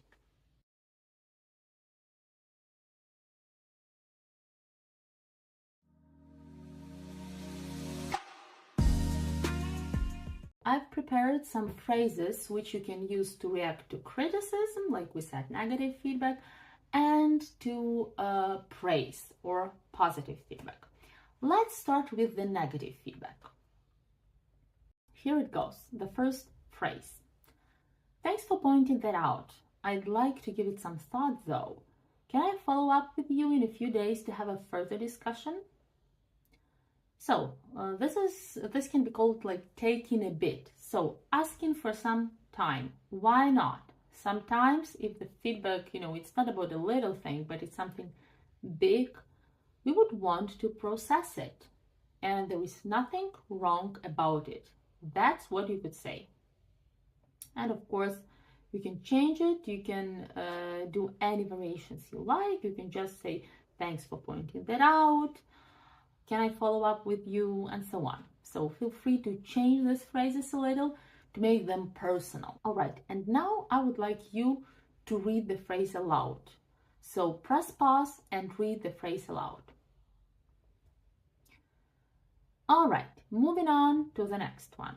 I hadn't realized that was a problem. I'll address this issue moving forward. Okay, now your turn. Please read it. Nice. And yes, I would like to talk about this phrase a little. I hadn't realized that was a problem. So we use past perfect here, hadn't realized. And I'll address this issue moving forward. Moving forward means in the future. If you didn't hear it before, it may sound a little bit weird, but that's the way they say it in English. I'll address this issue moving forward. I will deal with it in the future. Or I will keep it in mind, right? From now on, I'm going to keep it in mind. Okay, so now let's move on to the next one. Well, we don't have always to agree, right, with the feedback. We shouldn't like reject it all, but sometimes there may be something that you don't agree with. So what can you say in this situation? I appreciate your perspective and understand that we might not see eye to eye on this. I'm open to hearing your thoughts and learning more about your point of view. Okay, so I appreciate your perspective. In other words, I appreciate your ideas, right? What you think about this. And I understand we might not see eye to eye, which means I understand we may not agree on this, right? It's not always all people have to agree on something or have the same thoughts about something. But it's always good to say I'm open to to hearing your thoughts. I'm open to learning more, because that's what a healthy work environment is about, right? I'm open to it. Okay, now it's your turn to read the phrase. Okay, I expect you to click pause and read it. And then next one. I'm sorry you feel that way, but I appreciate your honesty. Would changing something help? There is this like thought that we shouldn't say too much sorry at work, right? In the workplace, because this can be perceived as lack of confidence, right? But I would say it's also not good to never say sorry, right? Okay, I'm never going to say sorry at work, right? That's also wrong. If you made a mistake, just own up to it. Own up to your mistakes. That's what professionals do. All right, let's read the phrase. You can also think here, what would you say? Would changing what help? Something related to your work. What would you say?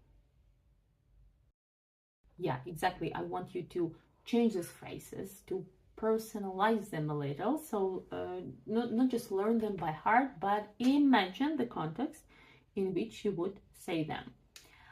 And we are moving on to the next one. So 2 more left. I'm grateful you brought it to my attention. I think I must have misunderstood the guidelines earlier. All right. So I'm grateful you brought this to my attention. So grateful is another way to say thank you. And I think I must have misunderstood, right? I think that's what happened. You're using a past modal here. Must have misunderstood. All right, please read the phrase.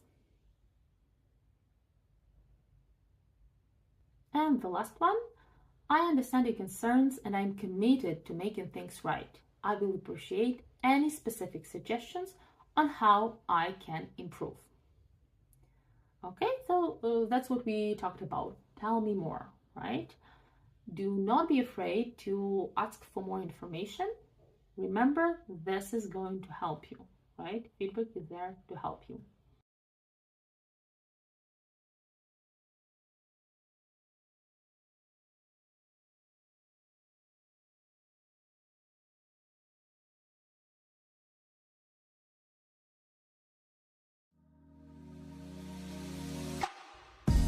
All right, and now moving on to listening exercise. So you're going to listen to 2 dialogues, and I want you to pay attention to what phrase was used in the dialogue, right? Or what phrases. There can be more than one. So here it goes. The first dialogue. Hi, Tim. There is something I'd like to discuss with you. I've noticed a consistent decline in your recent projects. The whole team is concerned about it. Oh, I hadn't realized there was a problem. Could you elaborate a bit more on what's wrong? Well, it seems like the quality of your work has been below our usual standards and deadlines have been missed. This is affecting the overall progress of the team. I see. Do you have any specific examples? Yes. For instance, the last 2 reports had numerous errors and were submitted late. How do you plan to make sure this doesn't happen in future? Oh, thanks for pointing that out. I'd like to give it some thought, though. Can I follow up with you in a few days to have a further discussion? Of course. Take the time you need and we can discuss it in more detail when you're ready. All right, nice. So what phrase did you hear? Exactly. There was, could you elaborate on it a bit more? And also, the person asked for more time, so thank you for pointing that out. I'd like to give it some thought. Okay, so here you can see the transcript and you can see the phrases. And also, I wanted to draw your attention to something else. So I've noticed a consistent decline. This is a decline going down. So the projects are getting worse and worse. That's a consistent decline. And to be below standards, the work is below standards. It affects the overall progress of the team. So the whole team is affected, the whole team is suffering from it. That's what was meant here.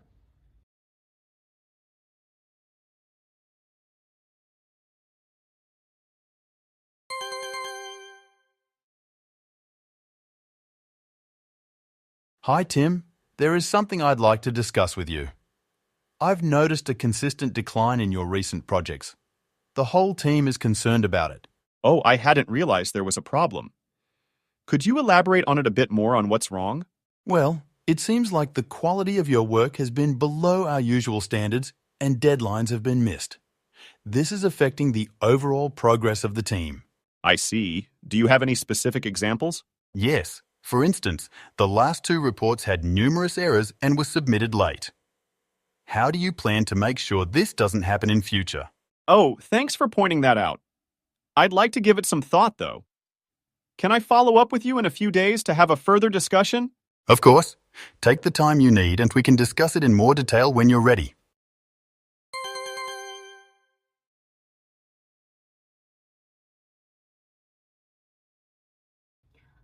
All right, and we are moving on to dialogue number 2.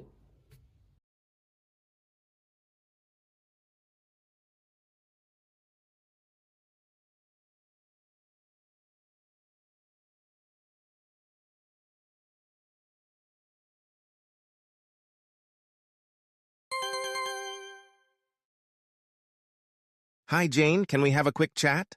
Sure, what's up? I am afraid the software testing reports you submitted didn't follow our testing guidelines. It caused some problems in identifying and resolving bugs. Oh, really? I am actually grateful you brought this to my attention. I think I must have misunderstood something. Can you specify which parts of the report were problematic? Sure. For instance, the test cases were not mapped to the requirements, and some critical bugs were not documented properly. I see. That clarifies a lot. I'll review the guidelines again and make sure to map the test cases correctly and document all critical bugs thoroughly. That would be great. Also, If you need any help understanding the guidelines, feel free to reach out. Thanks, Oscar. I appreciate the feedback and will make the necessary adjustments.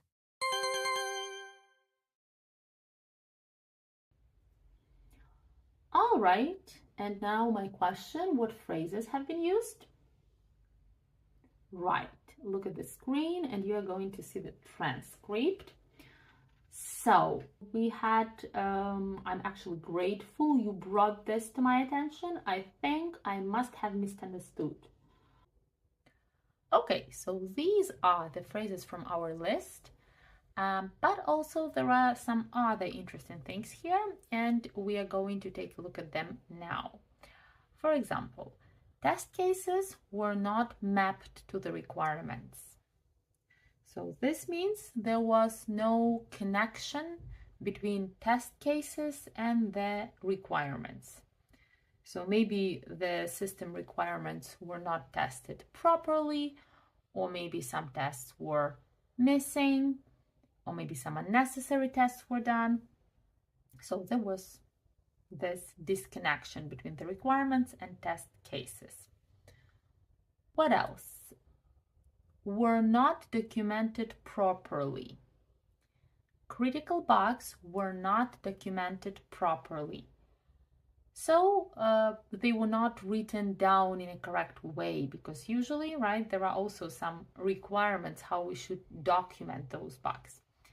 And pay attention that passive is used here. Critical bugs were not documented properly.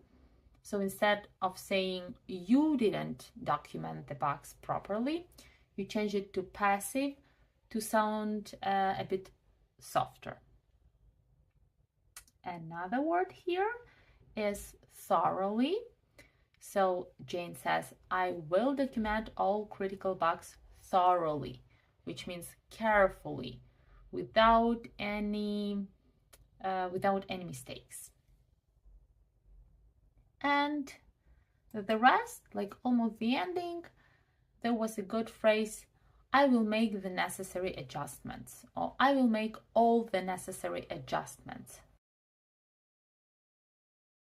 Okay, so this is it. And now your task is to listen to the dialogue for the second time to remember all these phrases better.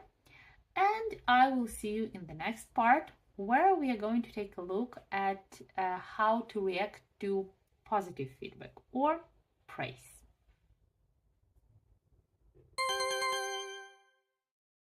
Hi, Jane. Can we have a quick chat? Sure, what's up? I am afraid the software testing reports you submitted didn't follow our testing guidelines. It caused some problems in identifying and resolving bugs. Oh, really?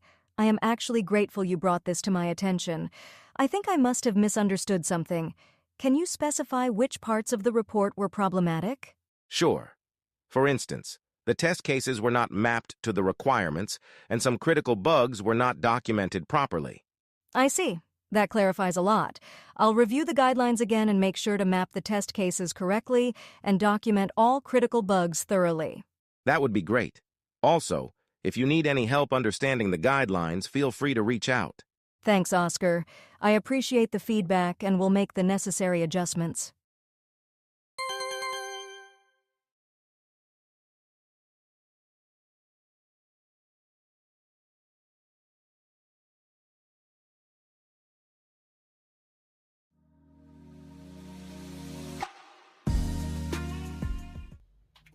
Okay, and now moving on to positive phrases. Here is what I have for you. Thank you for your kind words, Mary. I'm happy we hit the mark for you. All right, so thank you for your kind words. That's what we usually say, right? Thank you for your kind words. And I'm happy we hit the mark for you. Hit the mark, literally hit the target, right? So if you say hit the mark, you mean I'm happy we were successful, right? I'm happy we achieved this success, which is also a success for you. All right, we are moving on, but before we do, please read the phrase. Okay, the next one. Thank you for noticing. I put a lot of time and effort into that project, and it makes me happy to hear I met your expectations. Okay, of course you can say we here also. We met your expectations. It depends. But yeah, so put a lot of time and effort and meet someone's expectations. So they wanted you to do a good job and you did it. They wanted you to do this, this, and this, and you did exactly that. All right, and we are moving on to the next one. Your positive feedback made my day. If there is anything specific you liked, or if you have further suggestions, I'd love to hear them. Okay? It made my day. It's a nice phrase, right? It means like your day was brightened by this, right? This is like a highlight of your day. So thank you for making my day, or your positive feedback made my day. And yes, same as with criticism, we ask people for more information. We can ask about more information when people liked our job, right? What exactly they liked. If you know this, you're going to do the same thing in the future, right? You're gonna persist with this, and basically that means your cooperation is gonna be great. The next one, I'm glad my contribution was helpful. Also, big thanks to the team for their support. Okay, so my contribution, so the part that I did, right? So there is like a bigger thing, right? And this is your contribution to it.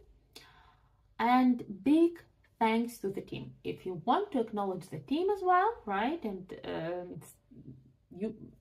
often it's a nice thing to do if you work on a team, right? If this was a collaborative effort, you want to do that, you can say big thanks to the team. Time for you to read.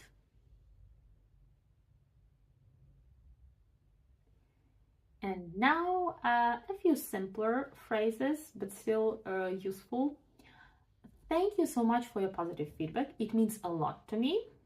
So it means a lot to me. Or another like variation, it's probably better. This means a lot coming from you, right? This means a lot coming from you. So by this, you say that you value this feedback from this particular person. So for example, it's a client, and you say it means a lot to me that you say this, right? Or for example, it's a team lead or someone higher, right? And they praise you, and you say, okay, it means a lot coming from you because I really value your opinion. Okay, a simple and a really nice one.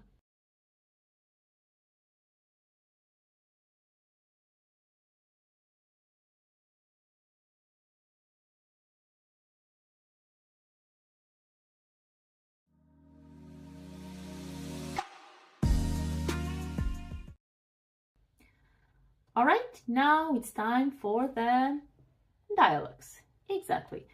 We're going to listen to two dialogues where people react to praise. The procedure is going to be the same. Please listen to the phrases they use, and then we'll take a closer look. So here it goes. The first one.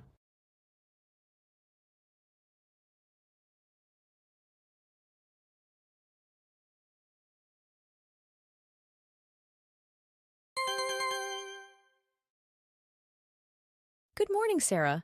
You mentioned you had some feedback for me on the designs I sent over last night. Hi, Daisy, yes. I wanted to let you know that after reviewing them with the team, we all loved your designs. They are exactly what we were looking for. Modern and eye-catching, but still staying true to our brand image. Thank you so much, Sarah. I put a lot of time and effort into that project, and it makes me so happy to hear I met your expectations. Definitely. Most importantly, the clients are also thrilled with the direction we are going in. Wow, that's great news. It makes me happy to hear that they're satisfied with my work. Absolutely.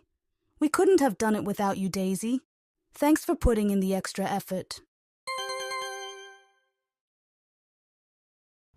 Okay, So, ready? Tell me what you've heard. Let's take a look at the transcript here.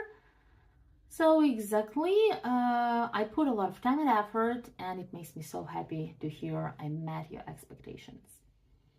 What else is nice here in this dialogue? Modern and eye-catching, right?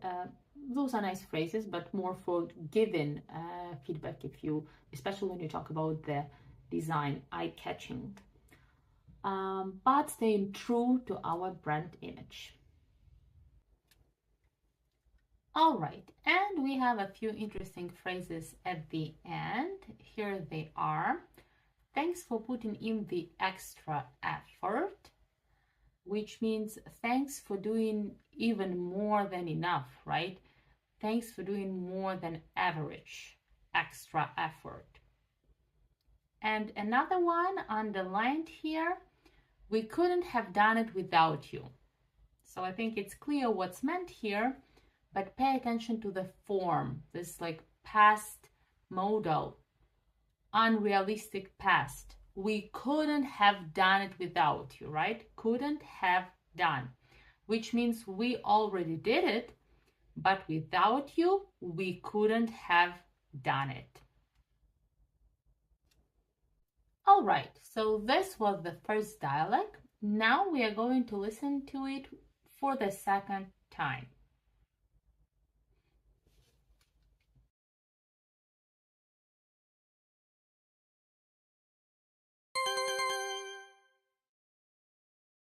Good morning, Sarah. You mentioned you had some feedback for me on the designs I sent over last night. Hi, Daisy, yes. I wanted to let you know that after reviewing them with the team, we all loved your designs. They are exactly what we were looking for. Modern and eye-catching, but still staying true to our brand image. Thank you so much, Sarah. I put a lot of time and effort into that project, and it makes me so happy to hear I met your expectations. Definitely. Most importantly, the clients are also thrilled with the direction we are going in. Wow, that's great news. It makes me happy to hear that they're satisfied with my work. Absolutely. We couldn't have done it without you, Daisy. Thanks for putting in the extra effort.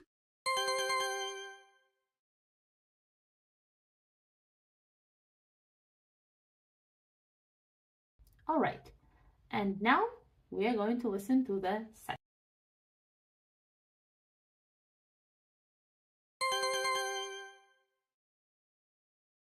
Ryan, I just wanted to take a moment to give you some positive feedback. Your work on the new app has been fantastic. Oh, thank you. That means a lot coming from you. No, seriously, you've done an amazing job. The app is running smoothly, and the interface looks great. Thanks for noticing. If there's anything specific you liked, or if you have further suggestions, I'd love to hear them. I especially like how you approached the coding for that complex feature. It was very creative and efficient. Thanks. I wasn't sure if it would work at first, but I'm glad it did. Is there anything specific you liked about developing this app? Honestly, I really enjoyed working with the rest of the team. We all collaborated well and had a lot of fun. Great to hear. Keep up the good work, Ryan.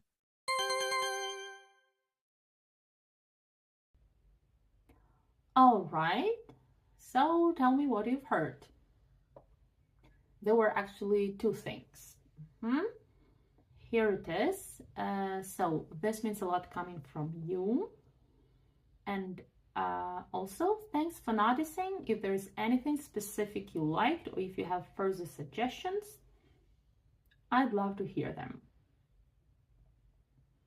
Also, this phrase, no, seriously, right? Good with shy people when they try to brush off your praise. So just no, seriously, you've done an amazing job. Okay, everybody. So we are approaching to the end of our lesson on receiving feedback. You'll have some exercises, assignments after the lesson to practice those phrases. Please do. There will be a video, as I promised as well. But also, I do ask you to look at those phrases. You have the list of them. To look at them and think how personally you could use them. So imagine the situations, imagine what you say. Yes, you do have to talk a little bit with yourself like a crazy person, but you have an excuse. You are learning English, and there is nothing better than learning the phrases than using them. So first practice with yourself, then practice at work. Use the things you learned. And I'm going to see you next time. Bye! Hello again. In this section, we are talking about business emails and chats. So the agenda for this section is the following.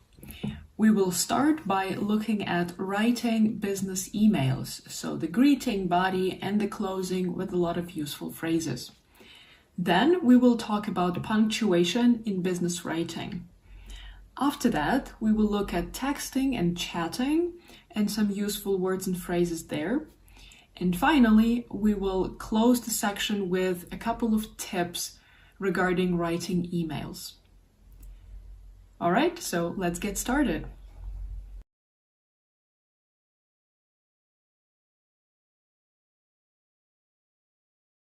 Writing business emails. So, how to write a good business email? On the internet, if you Google writing business emails, you will find a lot of articles listing phrases like "Dear Sir, Madam," or "To whom it may concern," or "Sincerely yours," and so on. I want to say right at the start here that these phrases are very, very formal. And usually in business emails, work-related emails that we exchange with our colleagues on the daily basis, we don't use those phrases. So the phrases like these may be used, and maybe at some point you want to use them, but keep in mind that they are very, very extremely formal. And we only use those phrases when we write to a very formal type of organization, and it has to be a very formal type of an email. For example, if you are writing to a court, or when you are writing to some governmental offices, and your letter, your email actually requires this high level of formality. So in this case, yes, it's okay and you can use those phrases, but in this lesson, we will talk about business emails. The emails that we exchange with our colleagues, they are work-related, usually they are brief, and they are less formal. But of course, they are friendly, they are polite, and we want to make sure that we write it in a good, structured way, politely, with the phrases that are commonly used for emails. So let's look at those phrases, actually.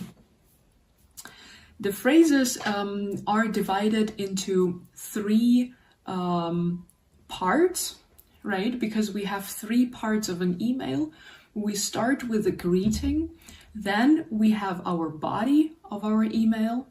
The body is actually what you are writing, what is your business with this email, and then we have the closing. And the closing is basically saying goodbye. So let's start with the greeting and let's see. For greeting, usually in most cases, we would write one of the three most common greetings. It's either hello or hi or hey. The most formal out of those three is hello, of course, and we can use hello for people with whom we are close or people who are not very close to us. And with hello, we can use first name or last name. So we can say, hello, Tim, or we can say, hello, Mr. Adams. Both ways are good. Both ways are a little bit more formal. And of course, it's more formal when you are using the surname of the person. Hi and hey are less formal and usually, well, not usually, but always they will be used with the first name of the person because you have closer connection with that colleague and you are on the first name basis. So it's fine to just write hi Tim, hey Tim, or hey all if you're writing to multiple people. Totally fine. If you want to level up your formality a little bit in this email, then you can, as we already mentioned, you can use the surname of the person preceded by Mr. or Miss. So you would say, hello, Miss Adams, or hello, Mr. Jones. Instead of hello, in this case, you can also use dear. Dear is also a common greeting, so you can say dear Miss Adams or dear Mr. Jones. Then we put a comma and we go on with our email. With Mr., all is clear. I think no questions here, but with Miss, there are a lot of different options how to address a woman using her last name in a business email. And usually what we all heard is that we have three possibilities. It's Mrs., which is written MRS, or it's Miss, MISS, or it's MS, which is Miss. Which one is correct? Which one to choose? Well, definitely in business emails, go for Miss, which is MS dot. Why that? Because Mrs. and Miss are a little bit outdated notions. You know that Mrs. is a married woman, Miss is a single woman. However, in business emails, this is something that we don't want and don't need to differentiate. This is some historical, some outdated notion. So keep it professional, keep it business related. So for professional and business related greeting, always go for a universal greeting, which is MS, right? So dear Miss Adams. It has absolutely no relation to the business we are having if the woman is married or not. Right? So we want to avoid this. So always MS. Dear Miss Adams, dear Mr. Jones. Instead of dear, we can also use hello here, which is absolutely formal and fine as well. With dear, you can also use first name. So dear Tim, dear Monica would be absolutely okay as well. Good. Usually after this first greeting phrase, we might use something else, a phrase, which is kind of like a small talk in the email. So before we actually go to the main business of the email, we may include this phrase. And the phrase, two most common phrases would be, I hope this email finds you well, and I hope you are doing well. You can write it or not write it. It's absolutely up to you according to the situation where you feel it's necessary or not necessary. But these two phrases are considered a polite way to start an email.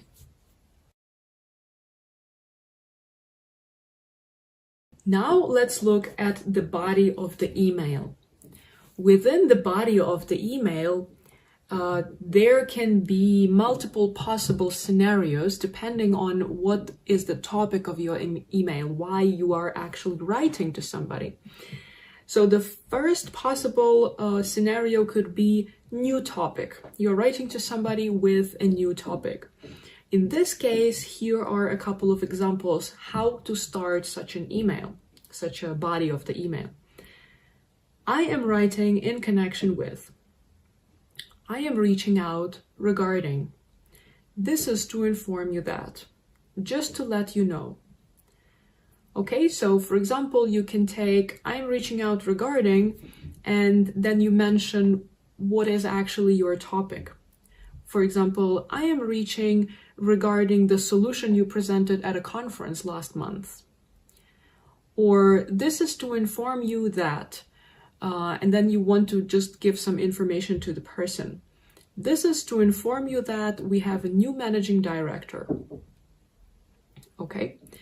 The next possible scenario is asking for something. There are multiple ways to introduce this, but here are again a couple of examples. Could you please let me know? Could you please let me know if I can expect an update from you next week? Or could you please let me know when I can expect something to be done? I'd like to know if, I'd like to know when, or any other question, yeah? Could you please share more details about? Could you give me an update on? Could you please update me on? Then you can have those short messages. For example, you are writing to your boss or your manager, and you are asking for his approval for something. Yeah, maybe you've already spoken about it, you decided on something, and now you need a formal approval in the email, which usually happens. So in this case, you just write a short email to your manager saying, "Hi, Mark, could you please confirm? Could you confirm? Could you please approve?" Or "Please approve." And then whatever it is that they need to confirm or approve. Another phrase, "I'd appreciate it if you could give me some information about." In this case, when you are asking for something, you should always consider the level of formality and politeness that you need to apply. For example, if you are writing to your manager and this is just a usual business that the manager confirms your business trip or some expenses or anything like that, and you are doing it quite often, you've discussed this already, so this is just a formality type of email, then you could write very short, very simple, "Hi Mark, please confirm. Hi Mark, please approve my business trip, this and that." And that's enough. However, if you are writing to somebody before prior conversation about it, before the discussion, or you just feel that it needs a little bit more formality, a little bit more politeness, then you could introduce words like "could you please," or "I would appreciate if you could." So again, you need to evaluate what level of politeness you need to use there. The next possible scenario is following up on a previous email or discussion. For example, to follow up on our meeting last Friday, I'd like to inform that we've discussed the budget and here is the result. Okay, so this would be an example. So you're following up, you are continuing the conversation that you've had previously with some new information on top of that. Other examples, as we discussed during our last meeting. As mentioned below, this you can use when the previous conversation was actually going on within the emails.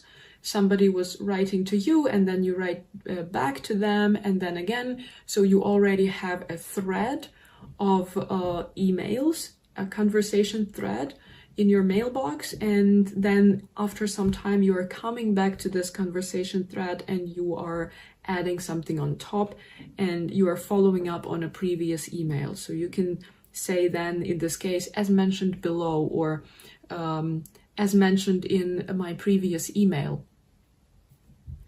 Then you could also just simply use the word regarding or in regards to, and just to make it quick, right? For example, regarding UAT testing process and so on, yeah? Or in regards to our issue on production, here's my update.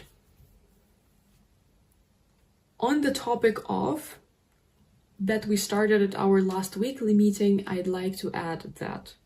So again, this is just a variation. Instead of this long phrase, you could just simply say regarding. But again, that's up to you what level of politeness you want to use here and what level of formality you want to apply. And the last one, as per our conversation, this would be a little bit more formal, so you maybe would use it with your customers or some formal writing, but if it's just day-to-day writing, I would stick to follow up, regarding, in regards, as we discussed, as mentioned, and so on.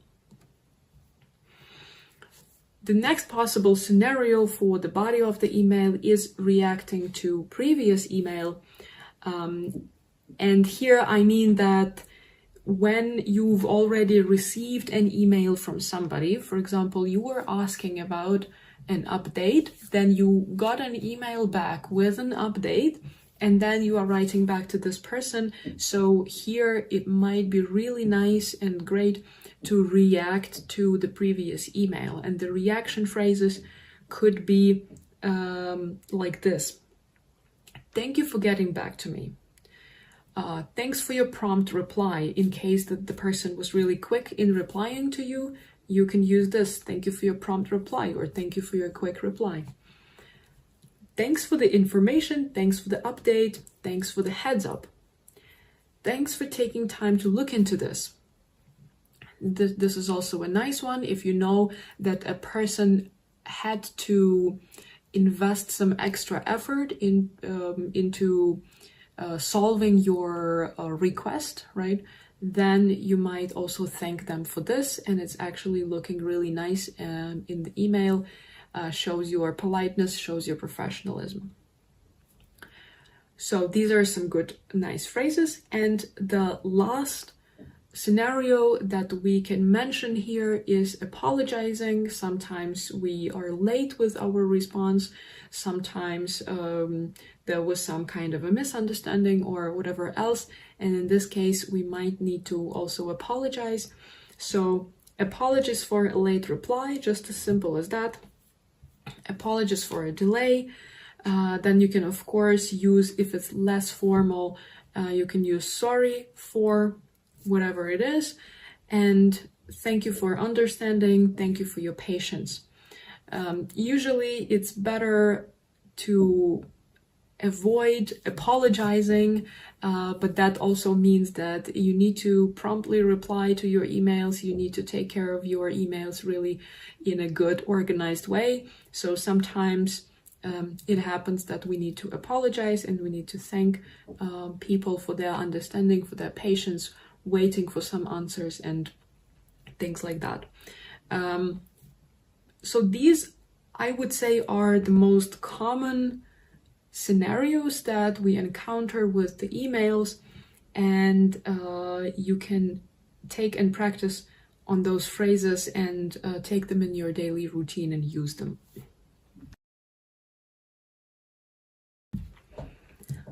And the last part is closing.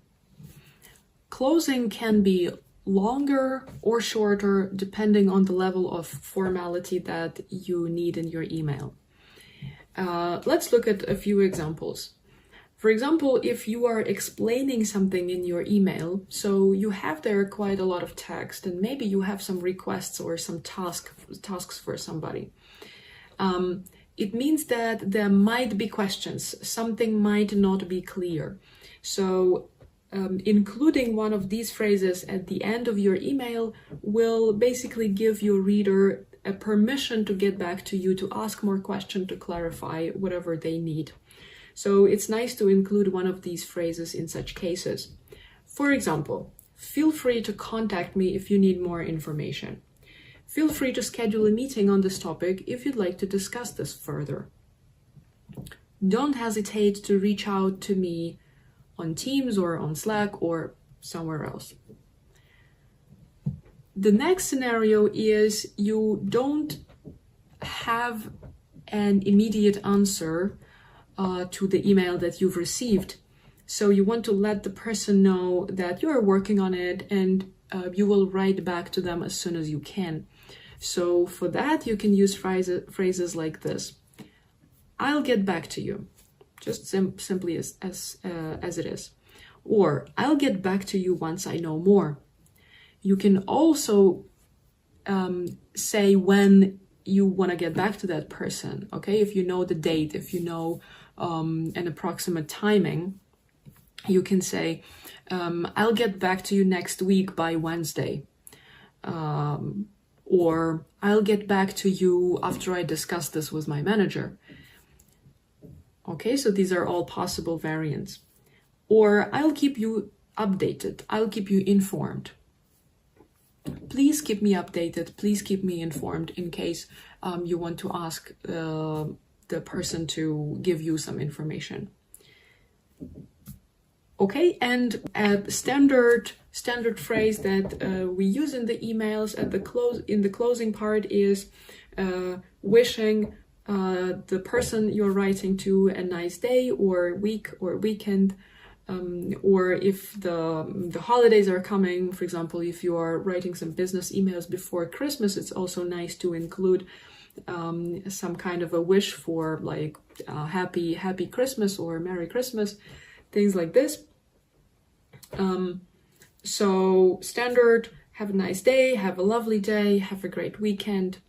If you know that the person is going on vacation and you are in close contact with this person, you can also include something like that. For example, enjoy your vacation, and so on.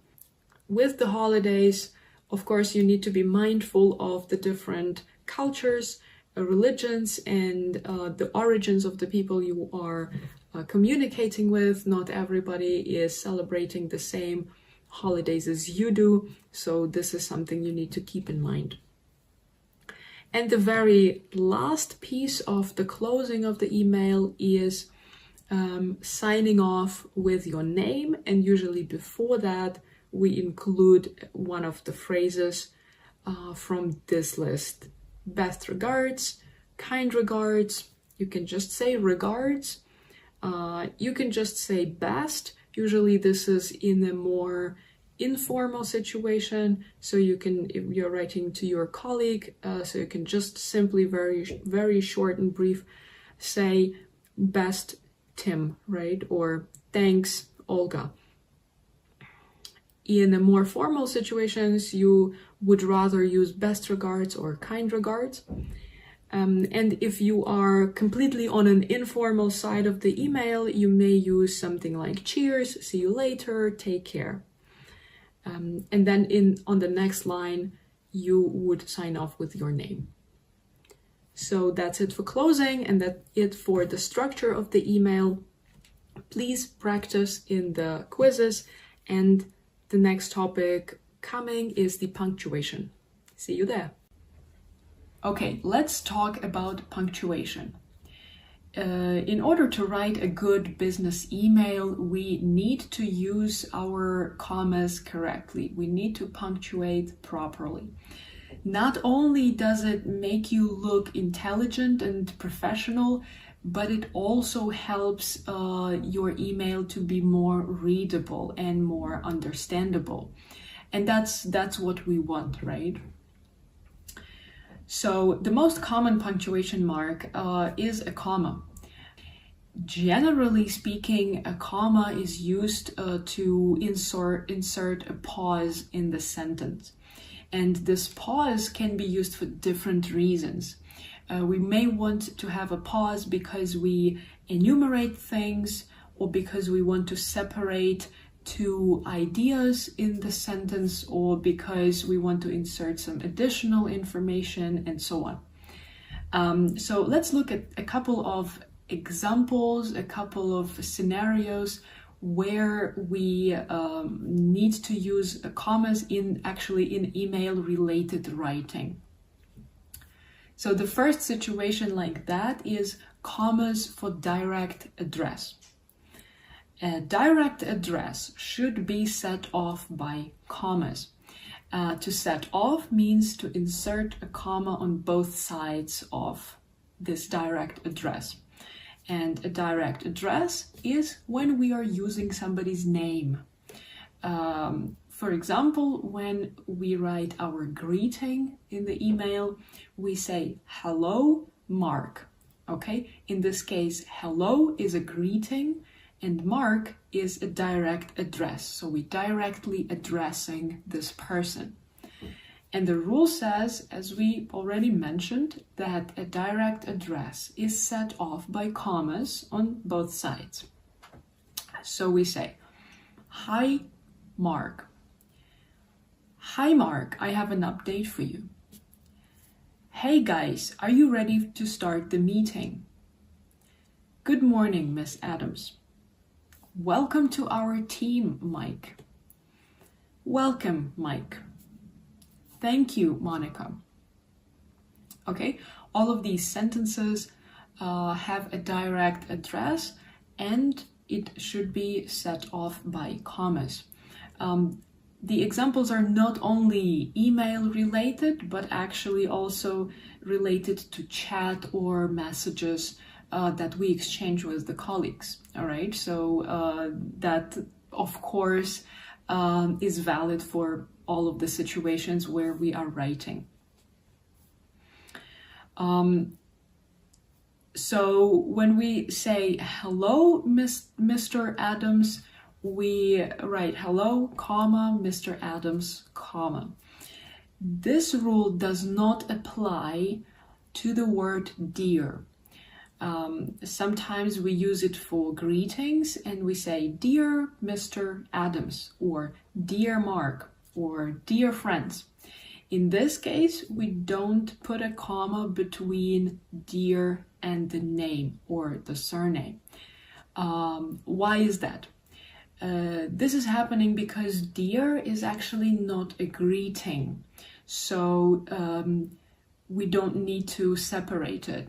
"Dear" is a modifier, it's an adjective, and it actually describes this person. So we call this person a dear, dear person.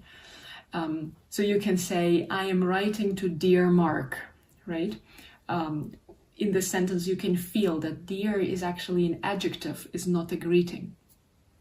So when we are using it as a greeting phrase, we still don't need to insert a comma there. So that's the only exception. Now, the interesting part is that what we just discussed is a grammatically correct greeting in the email. However, in most of the cases, you will see emails, and you have probably already written some emails where you didn't put a comma between "hello" and the name. And that is a very, very common situation. And the fact is that it is so widespread that it became acceptable. So greetings like, "Hi Mark," "Good morning, Mr. Black," without a comma in between are so widespread and so common that they became kind of a norm. They became acceptable in business environment. That's why it's totally up to you. If you want to be grammatically correct, you can use the correct punctuation. If you don't care about it, or if you just like the second variant more, you can still keep using the second variant without a comma, but it's always good to know which option is correct and which is just common and acceptable. Going to the closing phrase, when you sign off at the very end of your email, you say something like, "Best regards, Olga," or "Take care, Tim," or "Regards, kind regards," and these phrases. After these phrases, we always insert a comma. So we say, "Take care, comma, Tim." And we go to a new line with our own name. So "Take care, comma, new line, Tim." So this is concerning greetings and closings. The next scenario is when we want to enumerate things in one sentence. We always use a comma to enumerate things, to separate the items in an enumeration. Let's look at two examples here. As a team leader, you are responsible for resource allocation, budget, quality control, reporting, and team motivation. And the second sentence is exactly the same.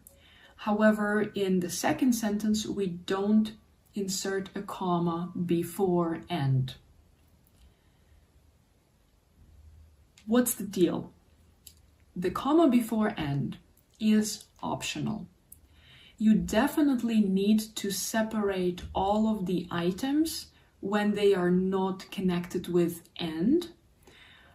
But when it comes to two last items that are connected with and, it's up to you if you put a comma before and or not. The thing is that there are different style guides which say this is the correct way or that is the correct way. You don't actually need to research this. You don't need to keep to one particular style. However, you need to know what is your preferred punctuation here and just stick to it. So again, each item needs to be separated by a comma, and before and we may use it or we may omit a comma.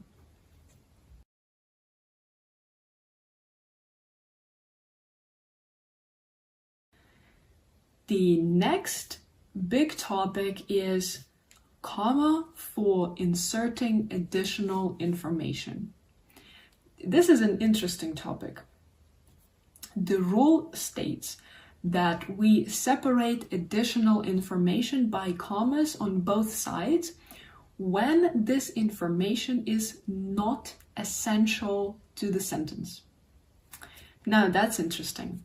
So we have a sentence, for example, Kate is going to be our project manager.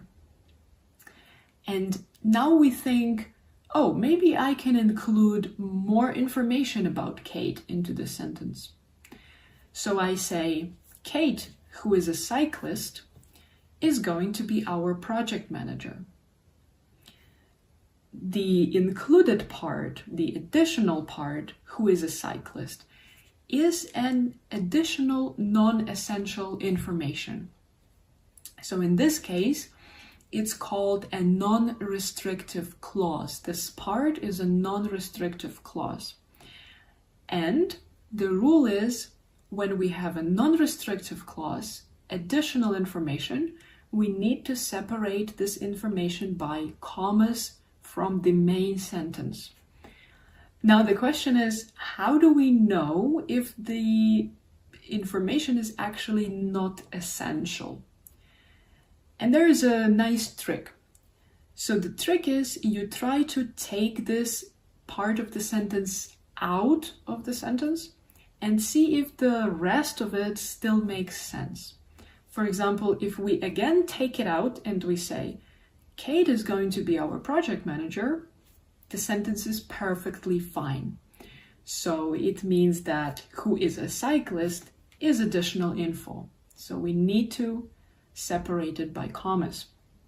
Another example, Kate's project, which has just reached its second milestone, is the biggest in our company. Again, let's check. Is it really a non-restrictive clause? Is it really additional info? We take it out of the sentence, and what is left is Kate's project is the biggest in our company. Again, it's a perfectly nice sentence. It makes sense.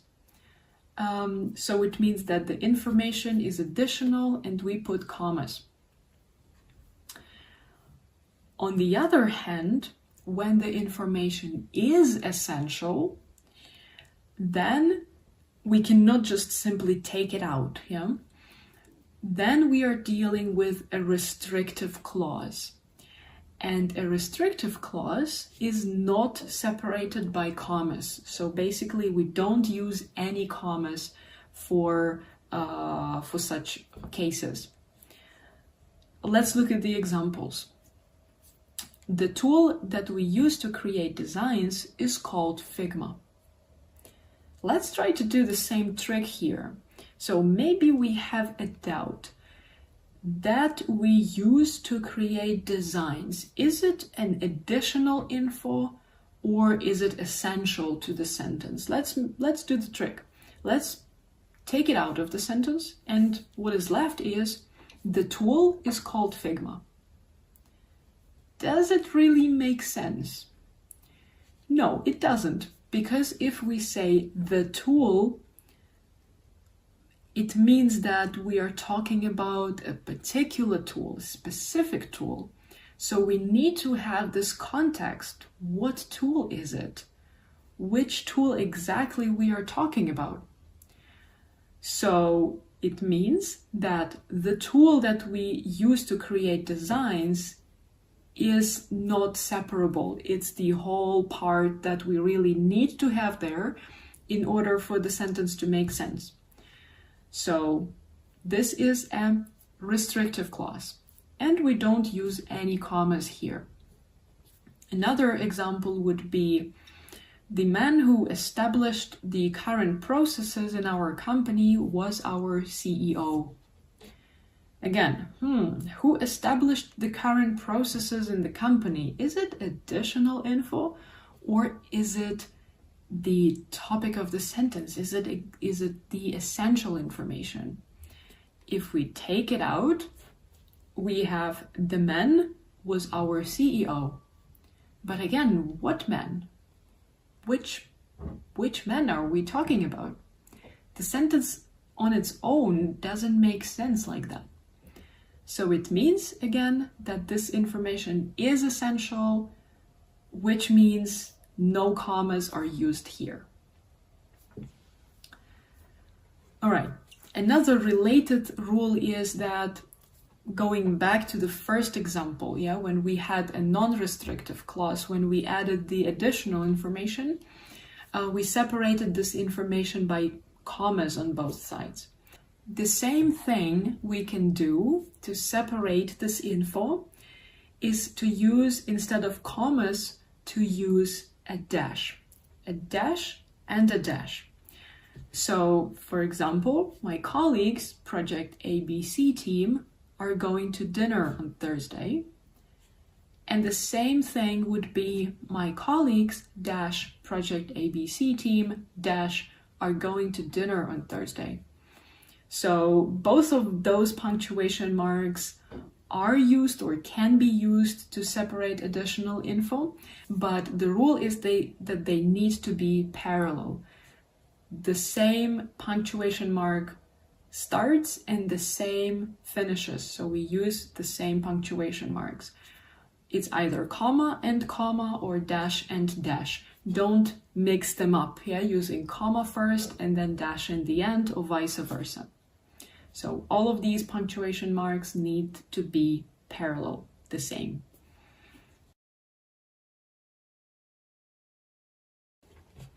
The next situation is punctuation with however, therefore, moreover, and furthermore. So 4 nice long words that I'm sure you see lots of times in writing and you use them sometimes. How to correctly punctuate these words. So the rule is simple. When they are at the beginning of the sentence, we put a comma after them. For example, however, we need to prioritize resolving this issue. Therefore, we need more capacity for this task.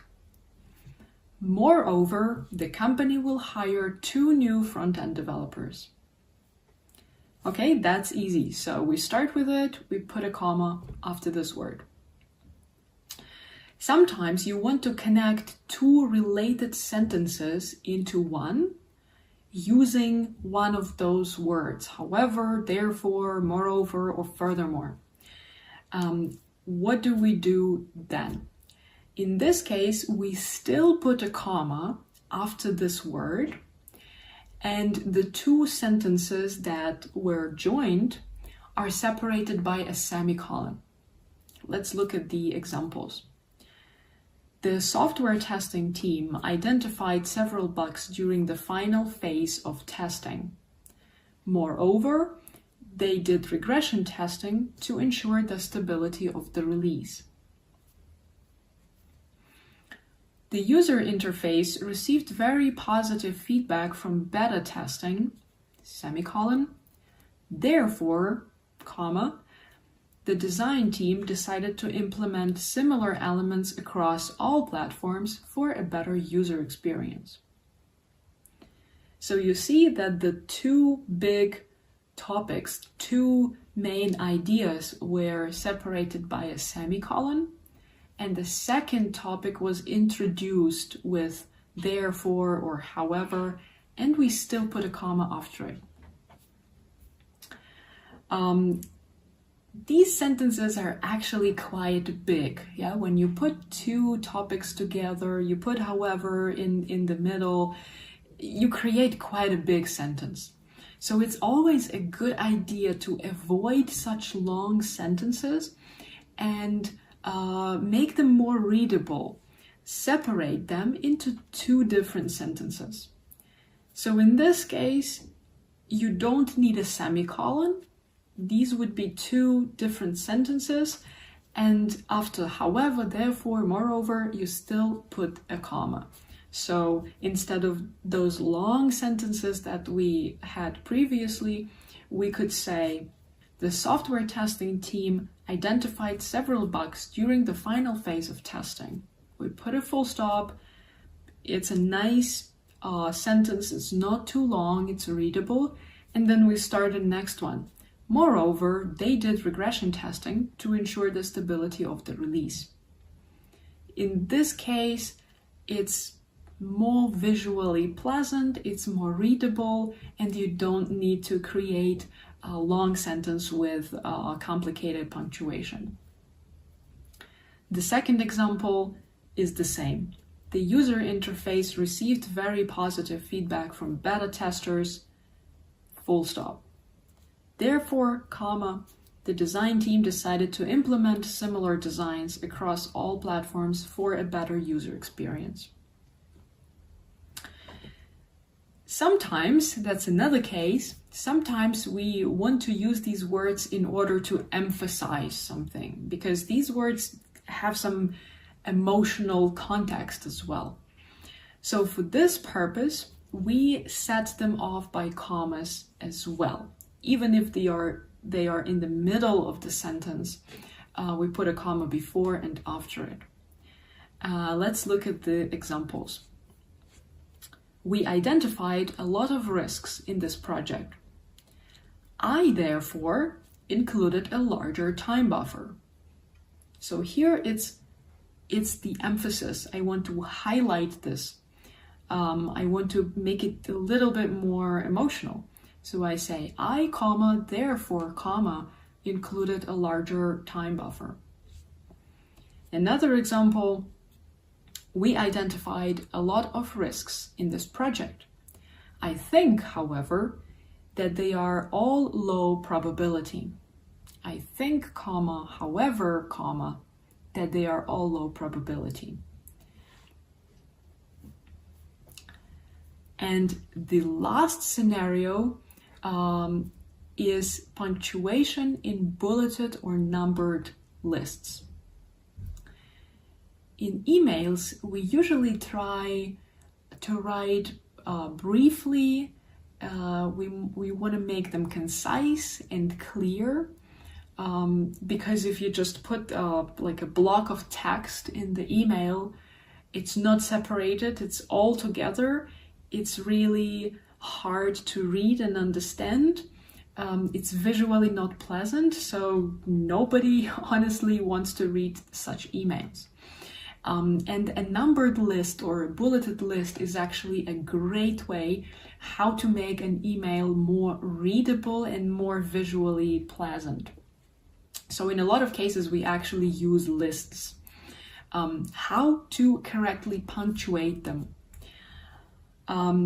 Again, the topic comes back to there are different style guides, and different style guides have different instructions if we use a comma or we use a semicolon after each point, and so on. It actually doesn't matter that much which style guide you want to follow. What matters is that you are consistent and that it is clear for your reader. So let's look at one approach, how you can punctuate your lists in order for it to be logical and clear. So if bullet points in your list contain whole sentences, then you use the punctuation as you would do in a sentence. Each point in your list is a sentence. So you just use the same punctuation as you would use in a sentence. Let's look at this example. So in this list, each point is a full sentence. First word is capitalized. In the end of each point or each sentence, insert a full stop. So you see, we started with a capital letter, we use the same punctuation as with the sentence. So it really makes sense, very logical here. If your bullet points are rather phrases than full sentences, then you can use semicolon to separate those phrases. For example, like here. So this list has few items, not capitalized, separated by semicolon, last one with a period. So you see how nice and consistent it looks. You use semicolon for each point and you use a full stop in the end. The same way you can use a comma instead of a semicolon.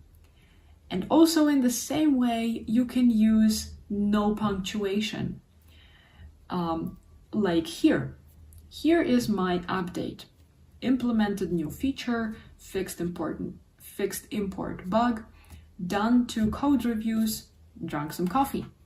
So in this list, the only punctuation that you need is a full stop in the end, because it kind of like finishes your list, finishes this topic. Otherwise, you can leave the rest of the points without any punctuation.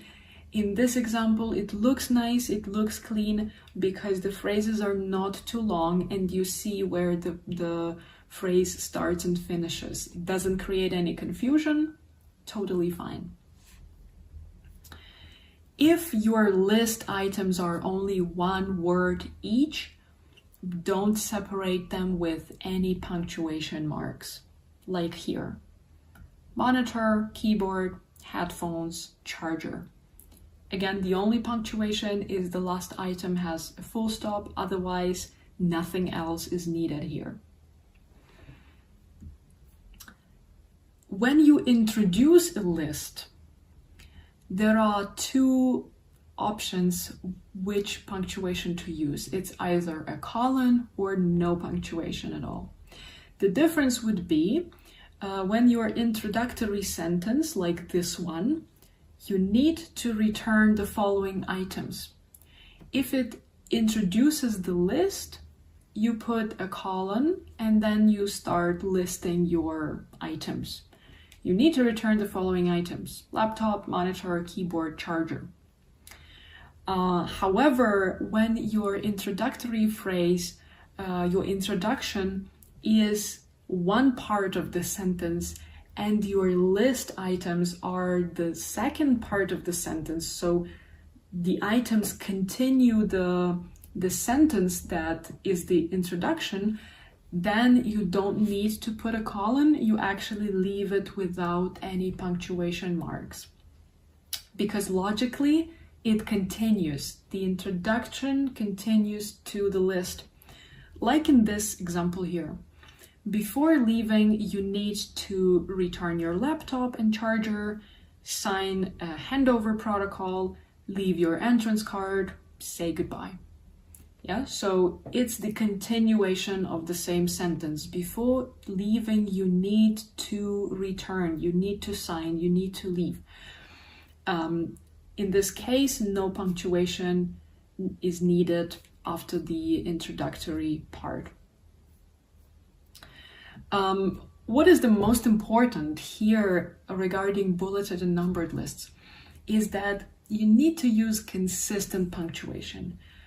You have this flexibility. If you want to use commas, if you want to use semicolons or no punctuation in most of the lists. However, the most important is to be consistent, to choose your way, how you prefer to do it, and stick to it.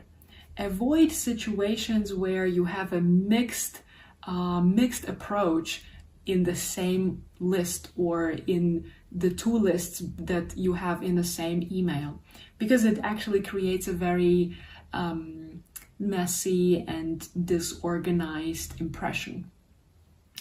But look at this example here on screen. My update, and here I start some of the points. I start with the capital letter, some of the points are with the lowercase letter. I use no punctuation. In one case, in the next item, I use a semicolon, and so on. This doesn't look good, so whichever punctuation you are using, stick to it and make it consistent throughout your writing. So that's it with punctuation in emails. I will include another topic as a reading for you. So if you want to dive a little bit deeper into different types of sentences, like compound sentences, complex sentences, you can read about it in the next lesson as reading. And please go ahead and do your quizzes. Let's practice our commas. See you in the next lesson. And to finish off this section, let's look at a couple of email writing tips. So, tip number 1, how to make sure you don't send an unfinished email, or with no attachment, or to the wrong person. Of course, this happens sometimes. It happens accidentally, but it does happen. And to avoid this, what I personally recommend is to start writing your email from the body of the email. Really start writing the email first. Leave the recipient's field and the subject field blank. This way, you can fully concentrate on what you want to say in the email. You can write it, you can edit it, you can add or remove whatever things, sentences, or phrases you need. Then you can proofread your email, you can check for attachments, and only after that, you go back and put your recipient in and put the subject of the email. First of all, this will prevent from accidentally clicking the send button and sending your email. Because when you have your recipient's field, your subject field, and something written inside, your email client like Outlook will think that you are actually finished and you are ready to send the email. But when you don't have a subject, what will happen is if you accidentally click the send button, the mail will ask you, do you really want to send an email without a subject? So this way you prevent really sending it right away, because it will stop you at this point. So you may leave recipient and subject fields blank, but you can also just leave the subject field blank and it will be enough. The second thing, you can really concentrate on your email, write it, and then when you come back to the subject line, it helps you create a more specific, a better subject line for your email. And lastly, you can look through your recipients, whether it's one recipient or a couple of them. You can look at them after you already have your text written, and you can really double check if all of those people need to receive this email, or maybe someone is missing. Tip number 2. How to make sure that your email or chat message is not misinterpreted. Always remember that when you are writing an email or any written communication for that matter, you are not talking to this person face to face. You don't see your listener, they don't see you, you don't feel the mood of each other, you don't feel the atmosphere. So whenever you are writing, it's always better to be on the extra polite side to make sure that you come across as polite, nice, and professional. Because think about it, if you just reply to somebody, I don't have time for this. Just that simple line, I don't have time for this. And think about it without any context. What your listener or reader, in this case, might think is that you are being arrogant, you are being maybe even aggressive, that you are sending this with a negative emotion. I don't have time for this. I don't want to deal with it. I don't want to help you. Okay? But on the other hand, you might be writing this email in a hurry and you don't really think about it. You don't think about the context. You just want to convey the message that you are very busy, you're overloaded, maybe you have lots of priority stuff, maybe something urgent is going on. And you just write a quick message, I don't have time for this. And you send it. And you don't actually mean anything bad with it. You are not aggressive, you are not arrogant, you are not rejecting this person, you're just simply informing the person that you don't have time. And you see here, there can be a very big mismatch between how you send it and how they receive it. So that's why when you are writing, if it's an email, a chat message, any other written type of communication, try to be as polite as possible. And if it's possible, in fact, provide some context. So you can say, instead of, I don't have time for this, you can say, I'm sorry, Michael, I'm really overloaded now. Can I get back to you later? Okay, and this will serve the same purpose, but you are being polite, you are being professional, and the other person on the other side reading this can actually understand what you mean. So once again, just to sum it up, in order to make sure that your reader is interpreting your message correctly, stay on the polite side. Include I'm sorry, apologies, include thank you, include any type of context. Don't be afraid to use the word please, okay? And don't be afraid to just write maybe a few words more to make sure that the person understands you correctly. And lastly, let's look at some top no-goes in your email. So when you are writing an email, these are the things that you really should avoid in order to write good emails. So number 1 is vague subject line. Everybody hates this. Subject line, something like important or urgent or meeting. This doesn't say anything. Your readers cannot actually understand from the subject line what the email is about, if it is really important or not, if it is urgent for them or not. Or meeting, right? What meeting, with whom, what this meeting about, and why do they need to read this email? Remember, we all have tons of emails in our mailboxes, so if you write a subject line, make it precise, make it informative. Informal language. Using slang, using a lot of emojis, using some casual language, big no in the professional business emails. Lengthy emails, very long emails. We already spoke about it in the section when we were looking at punctuation, right? We were looking at numbered and bulleted lists. We were looking at punctuation as well as, as a whole. Why do we need this?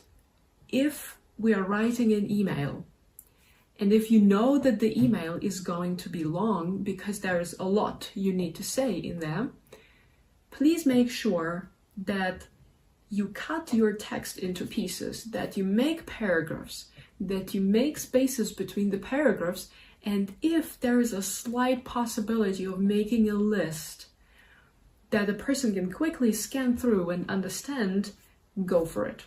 This makes it so much easier than just writing a very big block of text. Number 4, lack of proofreading. Never send an email if you haven't checked your email for spelling and punctuation, but also if it just generally makes sense. Because sometimes we are in a hurry, we are writing quickly, our thoughts are hectic, and when you're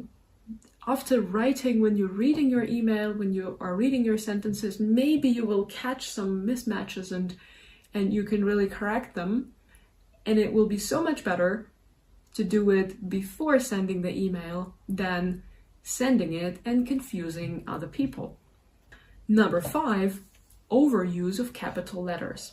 This is a big no-go in emails, and for that matter, in any written communication. Because when you're writing something in all capital letters, it is considered shouting. It is considered very rude and unprofessional. Usually, why we want to capitalize words and maybe the whole sentences is because we want to emphasize this. We want to draw attention of our readers to this particular sentence. But don't use capital letters for that. There are other ways to highlight your information. For instance, there is a highlighter. Usually in all emails like Outlook or Gmail, you can use a highlighter and you can really highlight the sentence. In this way, it is not offensive to anybody, and it's also highlighted, so you make sure that people look and read this sentence. Number 6, using reply all unnecessarily. First, look at the email you are writing, and if you see that the email was written to you among tens of other people, maybe the email was sent to all employees of the company, and then you need to get back with your answer to an office manager who was sending an email, but the rest of the company, they don't need to see your answer. They don't need to see your reply. Your reply is intended only to that person, to the office manager. So instead of just clicking reply all by default and sending an email really spamming the whole company, you can really use the reply feature and send an email to that particular person who needs to receive it. And number 7, not personalizing the email. When you are writing, it's really better to include the person's name. Generic greetings like "to whom it may concern" or just "hello," it doesn't seem really individual and nobody likes to receive such emails. So when it is possible, when you can get to know who you are writing to, maybe do a little research and include the person's name. This is it for emails. Please do your quizzes and an assignment after this section.